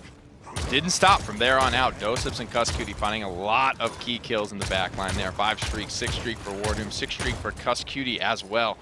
Cauterized 2s coming online. Doseps with the Chronos just to keep that rolling a little bit more fluid. Has the Scout available as well, which is worth noting because they're going to know exactly where Plum and where Corvinor are because they were the 2 key clutch pickups in that first team fight in round number 1. So knowing if they change their positioning strategy is going to be very valuable information hand delivered by Doseps Cassie. To me, looking at this, there's a little bit of miscommunication not working with the items. We'll talk about that in a little bit in my eyes, but I think Willow's maybe being tasked to do too much for this team, so they don't really have a lot of cauterizes to counteract any of the sustain from Astral Authority. The dead zone can negate that completely. Not really able to focus on the point since the aggressiveness from Cuscutie and Doseps is unrelenting, but this could be big. Nice reversal. He could have turned the tide of this fight here. Goes to the window. He might be able to find her. One more dash. Everyone's very low. Maldamba doing his best to keep everyone healed up. Topped off. Rovenick actually moves out with about half HP. One more shot from Doseps is going to do it, and he stays alive. Gets into the healing totem and looks to get himself topped off. Cuscutie finds Willow. More low targets in the back line. Big 910 threading the needle. Double kill for Doseps as he continues to Rick, rattle, and roll through this team fight. Like a shower before a jacuzzi. Just gets in for a little bit and then gets out ready for the real action. I love the awareness of the battlefield to get a little bit of help from the healing totem before going back to frag. And Doseps on an 8 streak is certainly doing that. Putting them low and Cuscutie just finishing them off. And this is the duo that has been so dominant for Astral Authority consistently over the last year. They continue their winning ways here. 3-0 on Ice Mines. A 4-0 on Ice Mines is not something we see quite often. No, but nearly Astral never Authority is the team to do it. They have so much momentum on their side and can turn a fight, you know, at the flick of a switch or at the pop of a Tempest as well. Some lower priority That's characters. like the 3rd time. Seedling hitting that cliffside there, 4 heads in chat. Yeah, you gotta, there's the dead zone though. Look at this dome shield. 20,000 healing just went down as a result of that dead zone. So that is the power of Scorched Earth. You may not have noticed that interaction, but that was just his right mouse button absolutely doing 10,000 damage to that shield every second. Taking out Cuscutie in a little bit of a boxing match there, but Vex30 there to clean up Cuscutie's mess. Only 3 members here for Astral Authority. They do have a tank and a healer though, which is very important, and as well as the Cassie here. Very fortunate that Doseps didn't get stunned in line of sight of Corvinor Shaolin. Almost not even sure how that happened because, he had to have line of sight to stun him, so must have just... Don't you underestimate Paladins hitboxes. Had the luck of the draw on his side there for that moment of glory, and does go the other way around, though. Nice plays by Rovenick to get a little damage as he's poppy bombing away. Doseps definitely a big target. The Evil Eye seems to have gotten him covered. Rovenick just out in the middle of stairwell, and he's not able to get away from the DPS from Ruckus. Seedlings here, nothing to be scared about, and they're going to heal right back up with Vex30. Need to get something going here. Woogly are struggling to find picks. Evil Eye will go down there. Heat Haze is going to cost them that. Wizdude does fall, so no more sustain for Woogly as Astral Authority now breathing down their necks, but Rovenick does pick up Vex30. Doseps still in the back line, rolling through, gets stunned out. One more shot from anyone will do it. It will be Rovenick to send him home. Corvinor still alive just by the hair on his chinny chin, and he and his teammates looking to defend desperately to give themselves another chance at a point fight to let this Willow pick pan out for them. Plum not had a lot of success. He's missed a lot of seedlings there, showing maybe the newness of this champion for him, maybe some of the difficulties on this map that they haven't necessarily practiced, but it is important that he puts that Scorched Earth legendary to use. So far, Barrick on a 12 streak, and again, he's the one trying to be countered. Oh, big reversal from Cuscutie to take down Plum as well. Finds a double kill with Rovenick. Trying to hold this down this front line. Makoa is not going to be lasting much longer there. Goes down to Wardoom. Overtime coming through. Big damage onto the Shaolin. Waiting it patiently. Will miss the roll shot here. So a little bit of a boxing match happening. All the while the payload continues to roll forward, upwards, and inwards. Well, some fun fanfare for people to watch Willow being played for the first time in the Paladins competitive scene. Didn't really go her way, but you could definitely say that Astral Authority were the premier team in that matchup. No matter the fact that Cauterize was really not even picked up. Yeah, so at a high level, what were you trying to say about the items earlier? So what I was trying to say is that Willow essentially is doing the job of essential full Cauterize.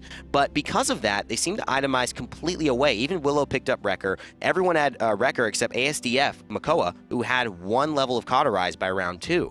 So to me, that was asking Dead Zone to do a lot because it either does it all or it does nothing. And a lot of the times, Plum was dying, so they essentially just had no healing mitigation, which is what they just put a little bit too much on Willow. I think. You look at what Scorched Earth does. It's kind of like such a good Cauterize ability Dead Zone is, and it's such a good shield killing ability Dead Zone is, but doing, the shields are stationary. Yeah. It's going to get full value every time you pop it against a shield. And these guys aren't stupid. They're not going to stand in the dead zone very long. Once they leave, if you don't have Cauterize, that's it. Yeah.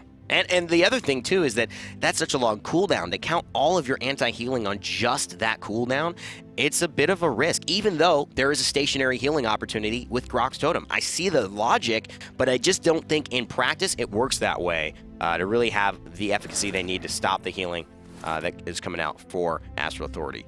But unfortunately, that is going to be it for this set. We do have much more Paladins coming up. That's just the first of the day. We've got 2 more sets for you. The semifinals down below. Denial, your friend Stolzy, Bitey, and the rest of the gang will be facing off in their first showcase in the Summer Open Premier Qualifiers. And we'll also see the final game versus Astral Authority and the winner of that second set. So don't go anywhere, and we'll see you back in just a few minutes.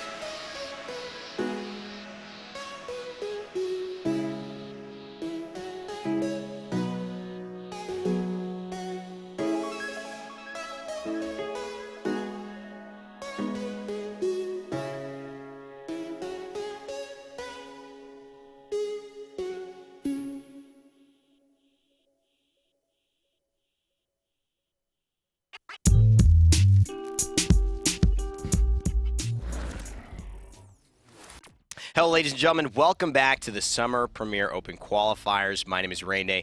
Evan Randall, this is Nick Keogh, High-Risk Pretty Hair. We're ready to get into the second set of the day. It's going to be, I believe, Iwa versus Denial. Yep. Iwa made it here last weekend. It was either them or Impact. They both started with an I. Iwa did, yes. Iwa beat out Denial last week to make it here, but they are back. Impact falling a little bit shorter this week, so we'll be Stolzy, Bitey, and the boys back here in the semifinals where they belong. This is the kind of soft-seeded second seed coming out of the Masters land for North America. Haven't had a great showing at land, but they are continuing to be ever present here in these open brackets. Yeah, and I think, we talked about this. Sometimes we say, what do these teams say when they have these performances and things don't go well? And the entire community is kind of like, wait, what? I don't get it. Bitey, we have stuff to work on, and I think that's an appropriate thing to say. You can't expect them to be perfect right now. They're trying to change the game so that they can be number one. They're going to be trying new things to get themselves to the top spot. And you can't fault them for it. Going to have the first pick here. Will they go to anything other than the Makoa? I mean, Wiffle loves this pick. Very good on it as well. Very good in the meta. But it will be the Ruckus. So, once again, for what seems like no reason whatsoever, no buffs, no real nerfs to anyone. Ruckus just all of a sudden first pick. I don't know. That's how Ruckus has done it all the time. He's it's just a schemer. That's right. Ever since he got his movie deal to be in the cinematic, he's hot right now. He's hot. Did you see that cinematic? That Ruckus, he's so hot right now. Oh, he's so hot right now. Just give me his agent. He's first pick. Everyone knows the Ruckus stock is high. And they still don't even want Makoa at this point. So this is a bit of a strange one, and Iwa may be going as odd as the Ruckus first pick was for Denial. Maybe Iwa going a little odder and saying, okay, we're not going to fall in for this. We'll just pick Makoa, which you'd think we would trap. We'll take Androxus and Buck. Yeah, so Torvald comes out as well, so unless Denial go for a third frontliner, then I don't see the Makoa coming out for them at all. Will Iwa take it at this point? Do they go for the full mobility style?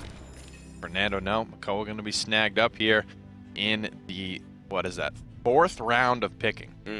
The actual sixth pick here. Sixth and seventh pick, Makoa is. So it's an unusual spot to see him in, but this is Bright Marsh. This is a new map, and I think the meta for this has not been decided yet. That's why a lot of these teams may be having some surprising picks. Very much like maybe an Ice Mines or Jaguar Falls, where you'll see certain champions come up to the top on a certain map. Bright Marsh has that feel to me.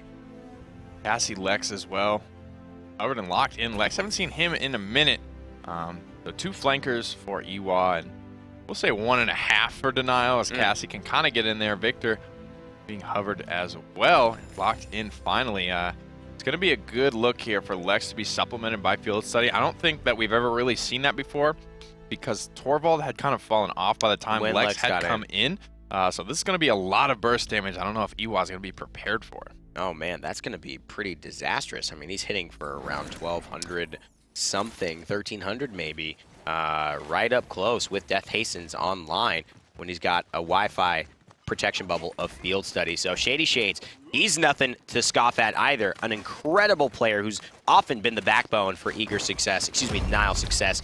He's running Exaction Cassie. You'll see Stolzy running Death Hastens. Lex, we'll see Ripen Gord on Arise Maldamba. Bitey playing Aerial Assault using the Lightning Orc title, which is really cool in Field Study. Torvald running Field Study. Dark Riders Ying going to be picking up Focusing Lens.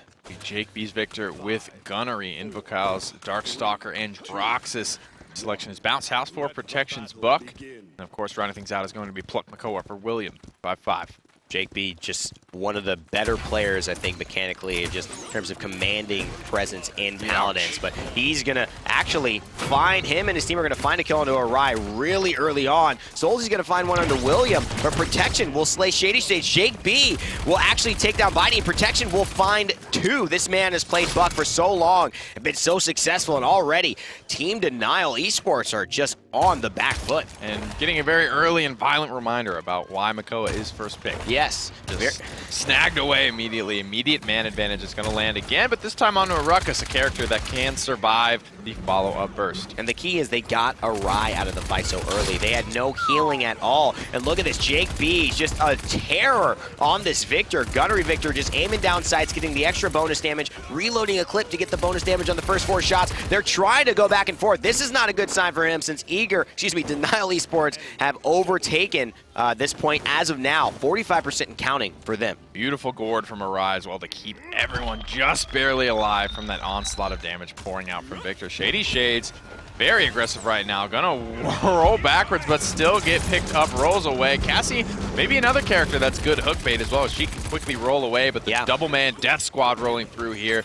Gonna pick her up. Not enough pressure, however, as Denial come away with the first payload. And despite a very shaky start, Denial Esports are at the front of this game, number 1 in the semifinals. Protection jumping in, gets to the upper roofs. That's something that Solzy won't be able to do on Lex. So counting on the damage, counting on the sliding to be able to manipulate and maneuver around these corners, but really can't control any high ground here. Although on Bright Marsh, that could be okay, Nick. Yeah, not super important, the high ground on Bright Marsh, as it is the boots to the ground style map where everybody can kind of reach everything just walking. And Wi-Fi narrowly able to stay alive, getting actually a little bit out of position here is the Makoa. Arai getting boosted up with the Torvald field study, getting good damage in that fight, finds himself 2 kills. And that's what everyone wanted for Team Denial. They just leave Stolzy just unpaid attention to here. He's just the guy in the back line able to go ahead and frag out behind everyone. And that's exactly what you don't want to do if you are Iwa. You got to keep your eyes on the prize here. Stolzy on a 7 streak, and he's got his ultimate charge. There's also a Dread Serpent, which could be crucial in just giving them enough space to convert this payload. Yeah, right now, this is going to be difficult for Androxus and Buck to try and get out and over and find an angle on this back line, but so much damage off the back of this Dredge Anchor from Jake B pouring into this hallway, already finding 2 kills. Another Dredge Anchor pulling in Whiffle. He's going to go down. A minute remains, though, for Denial to find his final 10% on their conversion push. And we have talked about this plenty of times. We'll say it again. Victor, Androxus, these characters perform statistically pretty well, or at least from an ideological standpoint from the creators of this map, on this type of playing field. So he's going to have an advantage, Jake B, whenever he is not given the pressure that Denial Esports needs to put on him. So both teams have somebody that they really got to keep track of here. Jake B with that gunnery Victor just laying in the bullets onto Lex. And Vikal cleans up the kill as well. Now Bitey's in a bit of a rough spot. Grenades goes down at Jake B's feet, putting a ton of damage into Shady Shades. He's going to fall as well.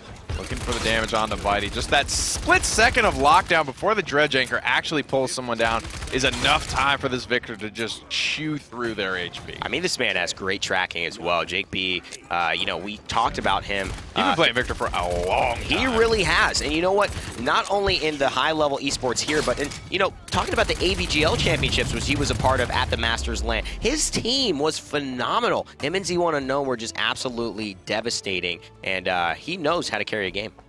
1-1 tied up here as Denial were unable to come close there on that payload push. Everyone always makes it up to the base, but Bright Marsh has got to be, you know, from the limited sample size that I have seen, one of the toughest bases, in fact, to break. Not a whole lot of angles to work with if you're a flanker. There's really, you know, 1 or 2 ways you could be coming from, but as a result of that lengthy defense, enough credits are going to be earned from Iwa to be able to hit those cauterized 2s, the record 2 mark on both Dark Rider and William 355. So just about even here on the items, even in the set, and even on this game score. Well, it's going to be up to one of these teams to really break through. Denial Esports just getting to the semifinals today after a disappointing Week 1 performance. They've got to find a way to get themselves into the finals if they're going to get them and their team into the recognition spot they really want, which is number 1. Jake B around the corner, finds a little bit of damage onto Bitey, who's getting real low on the ruckus. Rampage for Jake B, another grenade. This man just keeps too many in the pockets, and a double kill for him, 13 streak. For the gunnery Victor will put Iwa in a great spot here on the push. Sharpshooting Victor with no real flank pressure, and I think I'm going to take down that number of flankers on Denial from a 1.5 just to a 1, because I mean Lex is almost half a flanker in that he just can't dive as well as like an Androxus or a Buck can. There's no pressure being put on Jake B on a 15 streak. That is why that's a pretty decent last pick. They're not worried about Lex just being able to surprise Jake B. If they play this front line the way they've been doing it, keep that pressure and keep him in the back line, he can unload on anyone. And Cuss Cutie did it last game. Protection doing it this game. Made a name for himself on Buck and showing why. Very strong on the character, but so many tanky targets. Doesn't they have the damage actually to return the kill? And they do. Bitey credited with that one, but that's still on the back foot. Denial here unable to get a whole lot going for them. Makoa Rolling in Bitey once again, doesn't really have the mobility to get out. Instead, has that damage mitigation, but Jake B on now a 19 streak, continuing to just go unanswered. Oh my God, how many grenades does this man have? I'm going crazy watching him continue to onslaught this grouped up team of Denial Esports. They just don't have their head in the game right now. There is no momentum that they are quelling, and this is all Iwa. It has been that way from the beginning, and it looks like this could be their game. They gotta find an answer for this Victor. Nobody is pressuring him, and now 23 streak continuing to climb as well, launching these grenades up onto the high ground, getting those cooldown resets as he continues to hit multiple targets there. There's some type of stabilization now coming out from Denial. This could be the end of Jake B's streak, and it's Will. Cassie gonna get a free ultimate from that 23 kill shutdown. Shady Shades finally does the deadly deed. He's going to be really responsible for taking down a lot of the members on this team. They just don't have a lot of easy targets. Great ultimate just to see where they're coming from. Scout will give Cassie 30% movement speed, but also reveal all teammates. That's why they're just all enemy teammates. That's why they're standing still, knowing that, hey, anywhere we go, they're going to see us coming. Misses the dredge anchor on a Bitey as well, who's just having a good old time. Staying up in the air, Whoa. Bounces bounces up 3 times in a row. Hexifire's on his way down, but red like a book. Jake B pops that barrage and slaughters the mech. And Stolzy just trying to, I think, be a little bit more than his character's allowing him to be right now. They don't have the type of mobility to keep up with the Androxus. They don't have the dive to get to the Victor, and they certainly don't have enough consistent damage right now to break through Protection's buck. It is just all money steamrolling through Denial Esports is Iwa. No real answer. A weird draft. Not really seen the light on it just yet from Denial Esports, foregoing the Makoa twice. So they have the first pick, don't take it. Iwa draft and Androxus in a buck, just because I think those are what Protection and Invocar are most comfortable on. And Denial Esports forego the turtle twice. Not saying that that's exactly the key to the Victor. The key to the victory here is, in fact, Victor, and the lack of flank pressure from Denial to be able to shut Jake B down. You're right, and they just don't have any way for their tanks to get to the back line as well to really pressure Victor. That's what Makoa can do. Even if you don't have enough flank pressure, Makoa can bring a Victor, if he gets into the front line, to your team. And so without either of those, I'm just really not seeing a lot of opportunities here. They're going to have to get a couple kills in this early engagement, maybe mess up here, but Invocar slays Bitey really early, and now Torvald very, very pressured here. The only one on the point. Invocar with 2, maybe 3 in this fight. Quadra kill for Invocar, trying to find 5. Yeah! Penta kill for Invocar. Who is this man? Where does he come from? Because I want to know more. Now Reversal gonna throw down another. He could have maybe got the Hexa kill there if it wasn't in fact the tanky Ruckus coming out there. The timing may have been aligned enough there, but continuing to push forward, and 78% and climbing on this payload. Iwa look to close Denial out in game number 1. Well, Invocar getting a pentakill here has got to make this point fight look good. Stolzy's going to fall thanks to Protection's buck in the back line. All right, great stun. That will turn things around. Shady Shades is back here. Could this be Denial Esports even getting penta'd, turning the game around again? They are going to capture this, Nick. It's not over. Comeback mechanic here. It's just wow, how strong it is. Denial just need a very small window, and they were able to steal away this payload. They have a chance to tie it up 3-3 now. Cursed Arm is going to put some pressure here onto Denial. We'll find 1 kill. William finds Bitey as well, and back up onto the high ground to the safety of his team. Whipple will shut him down, however. Jake B continues to rain bullets in from a distance. Great stuff by Denial to turn it around, but you got to say, they just haven't had the juice, the gusto, the mojo since they've stepped onto the battlefield today. So they've got to shift some things. Not sure where they can actually apply the pressure to the Victor, but he's not on a 24 streak anymore, so something must have been happening wrong. Now, 147 remains. This payload already making good progress here, but Stolzy gets shut down early on in this fight. Another elimination comes through from Jake B, who's participating in a lot of these kills off the back of these grenades. Very clumped up team fights coming out from Denial, being heavily punished by this Grenadier build. One of the loadout cards for Victor works similar to Drogos' Masterful, that it will reset the cooldown of grenade based on how many targets have been hit by the explosion. I mean, it almost seems like, how could you not take it at this point? Look at how effective it is on this map. so many clumped up teammates. The way competitive players like to do it is to be coordinated, be by each other, strength in numbers, but sometimes damage in numbers for the victor. He just gets all of them hit with the 750, and he's able to pop off after that. Bonus damage added along to his basic bonus damage when they're hit with that. So much damage continuously rolling through. I mean, Jake B's getting free kills off these dredge anchors every time, and he's the only one that even needs to follow it up. That's how much damage Victor does. That's basically all he brings to a fight, but he brings it better than anyone. 47 seconds remain here for Iwa to hold this defense and try and get things to go their way against Denial. Well, William finally falls. This is big. Bitey gets a double, looking to finish Jake B. Triple kill for Bitey. He wants to find a quadra, but Protection is going to run away. He knows he can't fight this one. Up into the air, thanks to the aerial advance. He's got a Hexafire. Can't want to use it now, though, because the final ultimate might be useful in this point fight, but they're not quite yet at the winning stage. Full retreat here from Bitey. He may have overextended just slightly, but 2 kills already coming through for Denial. Makoa is caught out all by himself. Somebody's got to go big here from Iwa, or Denial are going to find this conversion. Jake B finds himself against the Torvald. Nice silence, though, to stop the grenade throw, and that's a fantastic heads-up play there by Torvald to seal the deal on the push. Wi-Fi coming in big for Denial. Big late game itemization starting to come online for everyone. The offensive items hitting the level 3 mark here. 3 cauterized 3s for Iwa, as well as a Wrecker 3 on their Ying. Shout outs. Shady Shades does have the cauterized 3 for Denial, as well as Stolzy. Whiffle just headed into the cauterized. Arai has Chronos 3, in fact, which is a very expensive item, on top of the fact that he does, in fact, Haven 2 with 266 credits to spare. Arai earning a lot of money this game for his squad. Now they want to get an advantage. Both teams looking to find a way to inch forward closer to victory. It's 3-3. The next point will win the game. Solo ults could be effective, but you don't want to use all of your tools in your back pocket too quickly, because of course you can always fight a second time here, and that's what bit Iwa's performance in the butt last time. They weren't able to hold on for long enough.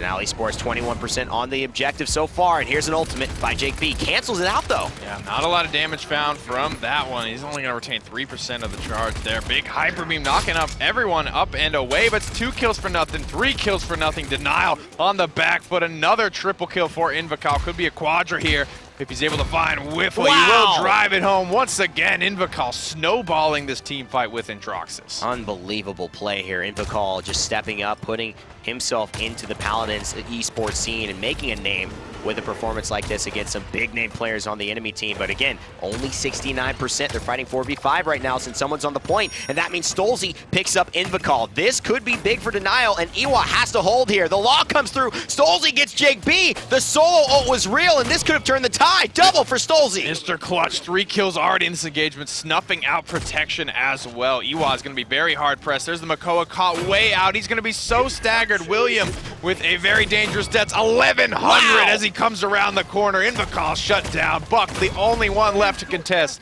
He falls as well. Overtime started for Denial. Stolzy with a double kill, trying to find a triple. Stolzy, 6 kills in that last engagement. A solo hold on to Jake B, and takes the game single-handedly into his own hands. He's not about to be and outgunned. Finishes it off. The law has come to play, and Stolzy just puts them all in jail. Iwa definitely had some people who needed to be jailed there. Invocal, what a performance. Quadra and a Penta in the same game against Denial? And now, Stolzy not wanting to be outgunned, comes back in, guns blazing, turns that team fight around by some miracle, and Denial escape with the win. 90,000 damage for Stolzy on his legs. 118k for Jake B's victor. You know, Stolzy probably right now is just, saying he needed to get warmed up. And that's the type of confidence this guy plays with. You're never out if you got a guy like Stolzy on your team. Despite Bitey and Arai, Shady Shades, Wi-Fi, all coming in, making some great plays, really stalling that actual round 2 that was so crucial to kind of win back was really, I think, built off of Shady Shades coming in at the right time, getting a few kills, Bitey staying alive, helping that push to go through, Wi-Fi with a great silence. But Stolzy really puts the game on his back there, like a Kobe or a LeBron, and just finishes it off in the 4th. That's the type of play you need from your superstar. And a lot of these slash lines, if you look at just the scoreboard, you would say Iwa won this game. You're looking at the damage, you're looking at the credits, you're looking at their slash lines in general. But despite all of that, Nile come away with game number 1. on the Bright Marsh, but by the skin of their teeth, probably a little bit closer than they would have liked. Oh no, this is not a comfortable win for Denial Esports by any means. So despite them feeling a bit happy to have won, I think it's more of a feeling of relief and now a real feeling of determination that they've got to step their game up to be able to contend with Astral Authority if they want to make it to the finals. Was this just trying something a little bit too weird in the draft phase? Iwa with a chance at a first pick. Well, they even take it. They forgoed the Makoa when they were picking their first phase, and Droxus will be their first pick. The Makoa already starting to fall off. Maybe this is teams just, seeing the cooldown nerf coming in the patch notes, Makoa just wanting to just move on and find a new strategy out of the gate. I think that's important for these teams to be practicing. Hey, we've been playing Ruckus Torvald for the last week and it's been working. We don't really need Makoa, so whatever. But right now, first pick Drogos. You could see a Ruckus follow up there. Like you mentioned, Nick, it's a Ruckus and some type of AoE blaster character. Yeah, but that was to follow up Makoa. I don't know if that's still going to be their strategy going forward, as well as who's going to play this Drogos, because I think the best Drogos on Denial is probably either Arai, who always plays support, or Bitey, and he's on Idaho ping, and he has not had his lag compensation come through. That's right, that's right. Maybe they're just trying to get used to these things, Drogos is lag compensated for the next patch, so maybe they're just building lineups that they think are going to be important. Buck Torvald locked in for Iwa. Maybe it's even Stolzy. I know he was pretty excited about Drogos' lag compensation, but almost in the way that you look at Perdo and Bugsy, you can look at Stolzy and Bitey. They kind of play Bitey's a more projectile guy with the Drogos and the Bomb King, and Stolzy's all about the hit scan with the Andro and the Lex. Oh, look at this. Denial Esports have their cake and eat it too. Makoa coming in at the 7th spot here, and Denial Esports get the legitimate top tank in this current meta for free, essentially. Will Iwa take a Torvald? They still need the healer, and with the Victor locked in, Maldamba or Ying is whatever they want, as Rock has been selected for Denial Esports, so still keeping it weird. Is Denial into game number 2. That's the theme, just keeping it weird. I love it. And Shaolin's coming in, very consistent. Nice to see a bow character in there. Just nothing weird about bows and arrows. We can all relate to that. But, for me, this is maybe, though it seems like Denial Esports gets the better draft here in terms of what they want, some of the top-tier champions. Iwa get their favorite They get champions. the comfort picks. They get their comfort picks. Absolutely. And so where does this really lead? It's going to be an interesting game to see whether comfort or technically being on top comes into play. This is when you look at Simsalo and his squad. When they're on their comfort picks, it may look like some of the B-tier roster, but they definitely play better when they are comfortable. Ripe and Gourd for Dark Riders, Maldamba. Bounce House for Protection to Buck. Field Study for Williams. Torvald there, and Jake B running the Victor back with Gunnery, looking to put out just as much damage, and a Godslayer this time around for Invicals and Droxus. Stolzy will be on Fusillade Drogos. No combustible, maybe he'll switch. Totemic Ward so far for Arai. Bitey, he's going to be playing Aerial Assault Ruckus, Half Shell Makoa for Wi-Fi, and a Recurve Sha Lin for Shady Shades. They both know how to play there. A lot of Chronoses coming out for this team. Now heading over to the point, Arai wants to probably set himself up, get a little bit of a shock pulse. Already goes in with the CC Immune Totem, though, to start things off. Will come down a lot of big ultimates with those CC, but a triple Runic Blast comes through. But regardless of that fact, first blood going to go the way of Denial Esports. Second blood as well. Stolzy showing he can maybe play the Dragon here. I'm excited to see it. It's been a long time since I've seen Stolzy rock the Dragon. And for me, that wasn't about Stolzy doing anything great. It was just about Invicol taking a bit of a misstep. Super aggressive, gets himself to half health, and just because he can't go back to where he was getting killed, goes to the wrong way where Stolzy covers the angle with the Fire Spit. 2 Fire Spits, in fact, to help Stolzy get his game rolling on the Drogos. Objective captured for Denial Esports to start things off here on Frog Isle. Strong look here as well from Denial to get this one early. And then one team fight, they were able to cleanly take it away. They parked Arai on the point the entire time, which is a risk, but Grok, with that CC immunity totem as well as the throughput bonus that legendary provide, a very good candidate to just kind of, toe to the wall here. Iwa hoping to defend, but a consistent and non-stop push happening right now from Stolzy and the boys of Denial. Fire Spit will land yet again. No combustible, though, which we've been seeing quite a bit. Protection on the Buck, going in a little bit too deep, trying to find Shady Shades. He will, even in the Heat Haze, excuse me. It seems like maybe might have been just a withdrawal, but he will go down and double kill here for Bitey. Yeah, Protection had to go in there. He had to find a kill, dying or not. Didn't want to just let Shady Shades free fire any longer. Just trying to chew through this Torvald shield, but only those Wrecker ones online right now for Denial. It's going to take a minute.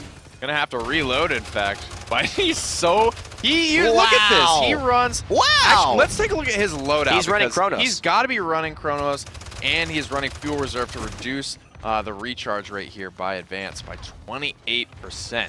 I mean, maybe he's not running Chronos and it's just I think Fuel it's Reserve. just fuel. I think it's just Fuel Reserves, man. Wow, that's an incredible card. I know Birds mentioned He's a lot all of over this. the place. And he just, I mean, the fact that he ran out of a dash when he went 3 into the air, and then he was able to, on the way Have 2 down, more. have another dash to get to the left. I mean, He's looking like Darkstalker Ruckus. I'm like, you know, guys, do we have hit scan to deal with Ruckus? It's like, you know, that's what we really need to start looking at here, because Bitey is kind of changing the game and the pace and the area that Ruckus is covering. There he goes again, just floating around these team fights. So much fun to watch. Big Rocket, though, onto Dark Rodder, who is all the way in the back line, boxing out with Whiffle there. 30 seconds remain for this payload to be pushed in. Only about 10% of the way to go, so a couple clutch picks here, and Denial could have this. 26 seconds left. Nice hyper beam by Torvald, but Bitey, even though Not he's enough got dashes all for the that. advances. I'm going to be honest, I thought that was actually him dashing backwards for a second. Really?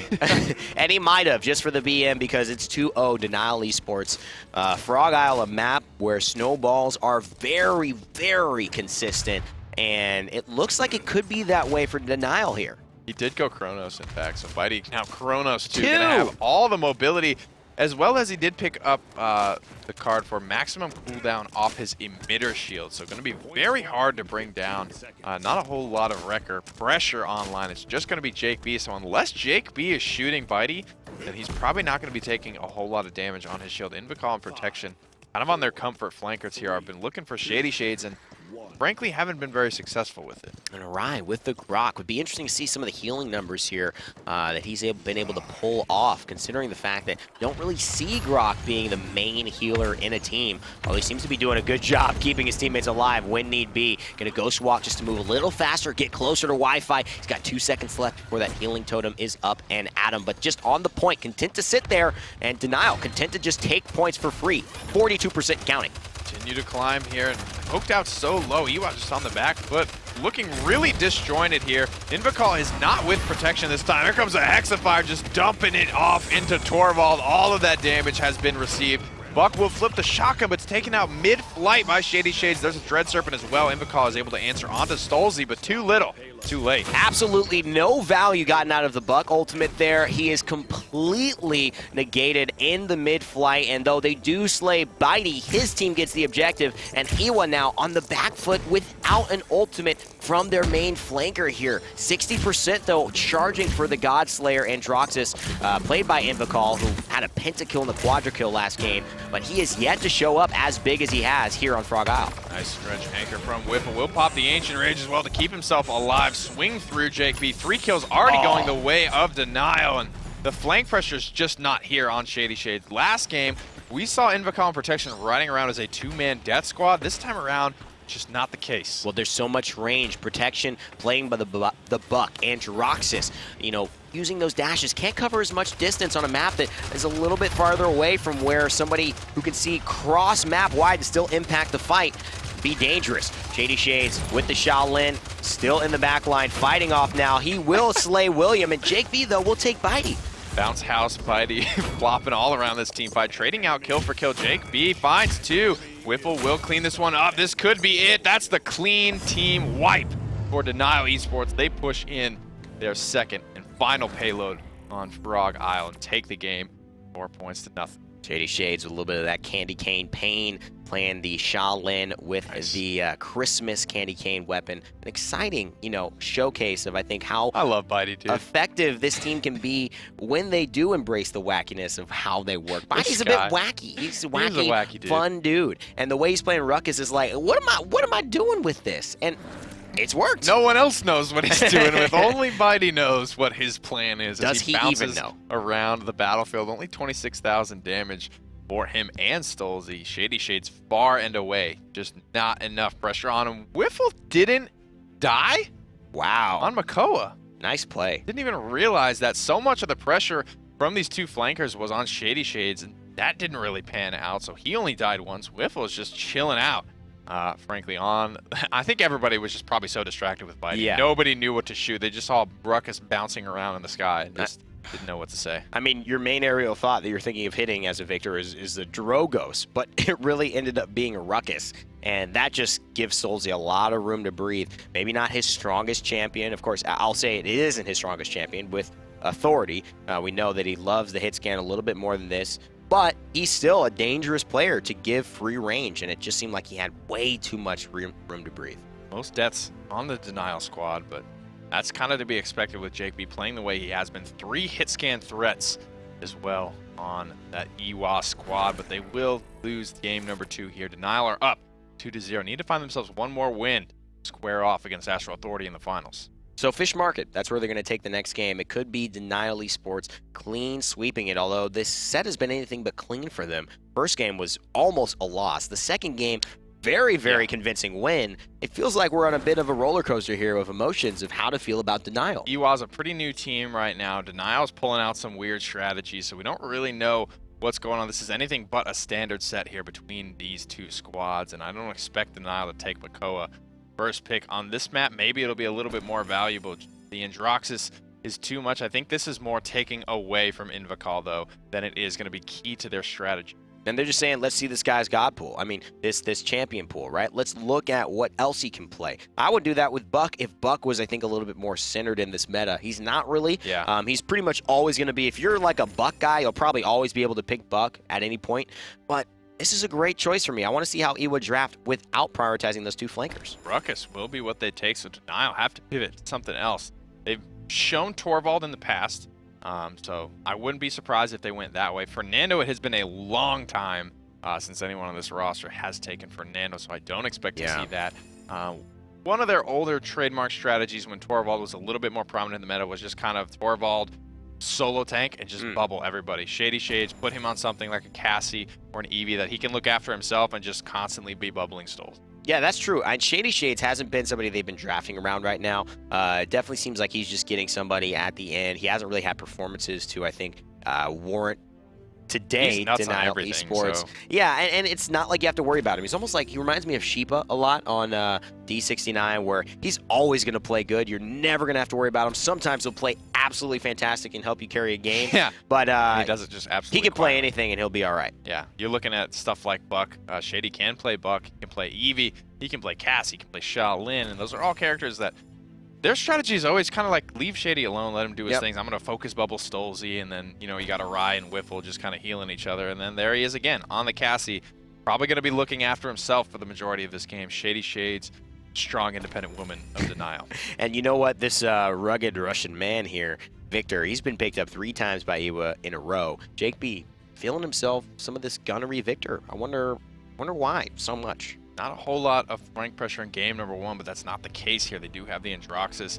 Going to be bubbled by Field Study as well, so hitting closer to 800 damage a shot.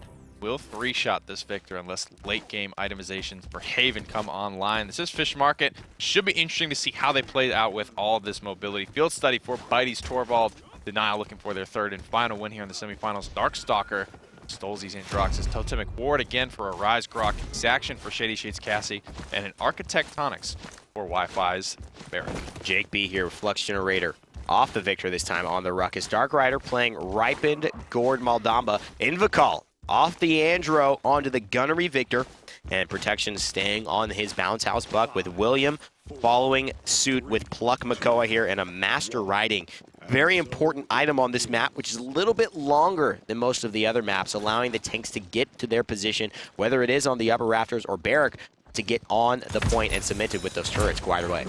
A lot of members of Denial here to try and contest out this Makoa. The barricade comes down as well. A lot of shielding on this squad to be able to punch through. It's going to be difficult here. William trying to get that Dredge Anchor off on a Shady Shades. You can see him looking at him. He does land it, but so low HP. William will trade out his life for it. 2 for 1 in favor of Denial. Not good because, you know, you go down, you get a kill, but you give 2 people who don't die just 2 free kills. And that is unfortunately the issue with trying to trade 1 for 1 like that as your tank. Denial play the patient game. They send 4 onto the point, which I love, to allow Wi-Fi to set up a turret. And they say, you can't shoot these turrets. They'll get set up because you got to shoot all 4 of us. And now they're in control of this point. Makoa just ripped to pieces as he comes waddling in, but Whifflum will be taken down alongside Shady Shades. Bitey's all alone, doesn't have anywhere left to go. It's all up to Stolzy, the last member of Denial here. He will find himself a double kill. Protection distracted with a ride, now turns his sights to the Godslayer and chases him out for the time being. But Denial, with 99% on the point, are feeling pretty good about it thus far. Really good choice of Darkstalker here. He loves the Godslayer. Stolzy, a very big fan of the reversal legendary for Androxus, but because of that, Darkstalker is able to avoid the extra hook coming out from Makoa, save his life with protection following up. 78% now. Jake B on the point with Ruckus, but the Totemic Ward is keeping everyone nice and healthy for Grok. And now Invocal is going to probably have to back off. In fact, he's definitely going to have to back off. Bitey with the Hyper Beam, and Victor trying to seal the deal. He will get 1 kill, but it's not enough. Objective captured for Denial Esports, and Wi-Fi with a double. That's awkward. Actually, triple kill just barely coming through there for the Master Tinkerer Barrack. Now moving out to try and get set up. And one interesting thing here is because they do have the Totemic Ward Grok, Makoa just can't hook anyone. Yeah. They can't do anything. That's one of the most frustrating things as a Makoa, because this is such an uncommon legendary for Grok to pick up that it's not something you're used to playing around as a Makoa. Oh, and Bitey was the first one to actually put this in the competitive scene for North America and just say, I love this. This is great. It's gotten so many different changes over the last few patches and over, patches in the past where it's gotten increased healing, it's gotten increased range, it feels like. The CC immunity has always been a powerful impact to it. But right now, they're really using Grok as a main healer, and it's working. A lot of ultimate charge being built up by Bitey as well. Hexafire from the side, but it's going to be largely run into the payload. No kills for Jake B off that one, but Dark Rider and Protection do take down Shady and Stolzy. The majority of Denial's damage now dead. These 2 tanks are fleeing for their life. And they need to run as fast as possible, but they just need to run a few feet away into the Totemic Ward healing totem that Arise placed down. No hooks because of the CC immunity, but very good play there by William just to wait it out. But that oftentimes is enough. You just need the Makoa to miss his moment of being able to finish you off and put you on a platter for his teammates with the hook to have the value. So a minute remains here for Denial to try and find conversion, pushing up this hill D-Day style. One of the difficult things to do here on Fish Market, but Invocal already on the back foot. 500 HP to his name. Stolzy finds the first frag of this engagement onto Protection and will now turn his sights to Invocal. Gets him with the reversal. Clean double kill for the main fragger here on Denial. Stolzy with a few dashes left to his name. Dark Rider could be in trouble there. He's got a few shots in the barrel. 1 left. Can't find a kill off of it, but he will look to finish off Dark Rider with a headshot. Wi-Fi will secure the extra damage and get the final blow to mean a 2-0 lead on Fish Market for them. Shady Shades going into the resilience here. Strangely enough, Cassie not typically, especially the way Shady Shades play, I don't see being, having too much of an issue here. Resilience, period, for Denial. It's going to be something that's kind of weird. Dark Rider's going to have to find the perfect Red Serpent to try and split this team up, especially with Totemic Ward coming up, every 10 to 12 seconds from Arai. Interesting to see, as well as Cassie having that CC immunity now on her ultimate. Shady Shades going into that, maybe just wanted to get value out of the little things here. Yeah, just a very big value item. So not necessarily a lot of immediate reasons aside from the Maldamba Dread Serpent to try and get out of that a little faster. Maybe they are counting that on this next point fight. The only thing that can change this. He already gets 1 kill. 2 there because he's bubbled. The 1400 for 2. Gets a lot of value out of that one. 2 for 1. Will it be 3 for 1 for Stolzy? Misses a couple of shots, has to go back, catches all the damage with a reversal, and actually lands a little bit of that damage onto Buck. Safely escaping, though, was his goal, and he did it. That was the fastest team fight I've ever seen. Yeah.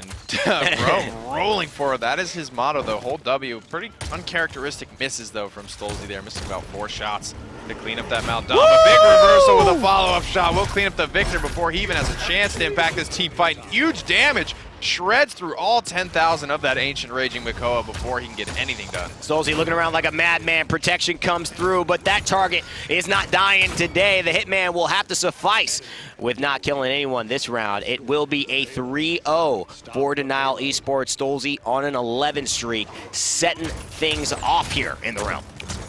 Still not really dying much as Wi-Fi as well on a 15 streak for his Barrack, but Oftentimes the tank streaks will live and die kind of by the fragger streaks. Once all the damage dies, oh, but that's big damage. And Reversal is going to catch a lot of that barrage damage as the explosion does originate from the center of the impact zone. So Stolze able to send some of that back up and over the top. A little bit of a surprise, a Cursed Arm in the skies. Not going to get a whole lot of value, but going to keep the momentum high for Denial Esports. And really, really impressive, actually, for them to survive that Accursed Arm, but they end up falling to just the onslaught of consistent damage here from Denial Esports. It's one after another, and now every single member is on a streak above 10 for Denial. Ewa look to be collapsing, maybe just saying, this isn't our set. Looking for a 20 streak as well as Wi-Fi's Barrack. Not going to get it, though, as the Hyper Beam is enough to zone everyone from Ewa away from the payload. Buying that small little window, that's all Denial needed to push this payload home. Well, for a set, I think a roller coaster is a perfect analogy because it really went down and all the way up. Fun to watch, though. Right, it was fun to watch, but it was for Denial's perspective, it was all bad. Then it was, hey, that's a lot better. And then it was like, we're dominant. They figured it out. And so you got to love the adjustment that they made here in the set. Absolutely. 59,000 damage for Stolze Androxys. 18 and 2, 1 death. I'm seeing 2 deaths, 1 death. The most being Shady Shades sitting at 5 there on his Cassie. But like we talked about, that's kind of the dynamic of Eager. You've got a Rye just kind of hanging out with Wiffle, just pocketing him the whole time. Bitey will be mostly pocket bubbling Stolze, and Shady Shades is kind of left to his own devices to an extent. So going to be oftentimes maybe the most deaths there on that squad. I love the communication between Bitey and Stolze because that 1400 actual Accursed Arm is what killed the Victor. I mean, if he didn't have that bubble, that extra 800 damage, I don't think would have been able to well, he would have been able to kill him without the extra 800 damage. So that kind of thing can turn the tide of a fight. Very, very impressive stuff by Denial, who find themselves not only in the semis, but now in the finals. It will be the classic, El Clasico, so they say in some other areas. Some areas will be going in the summer. Astral Authority versus Denial Esports for the finals. Now formerly known as Eager, if you're familiar with those two names there. It's going to be an exciting one coming out. We're ready for the break, and so we'll be right back in a few seconds for the final set of today's qualifiers. Need to confess. Need to confess. Need to confess. Need to confess. Need to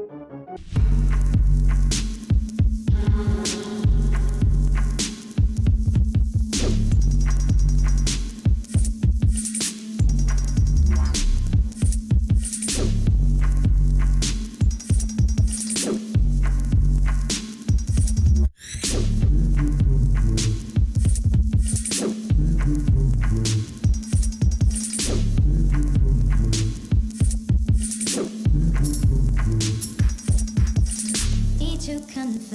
Need to confess. Need to confess.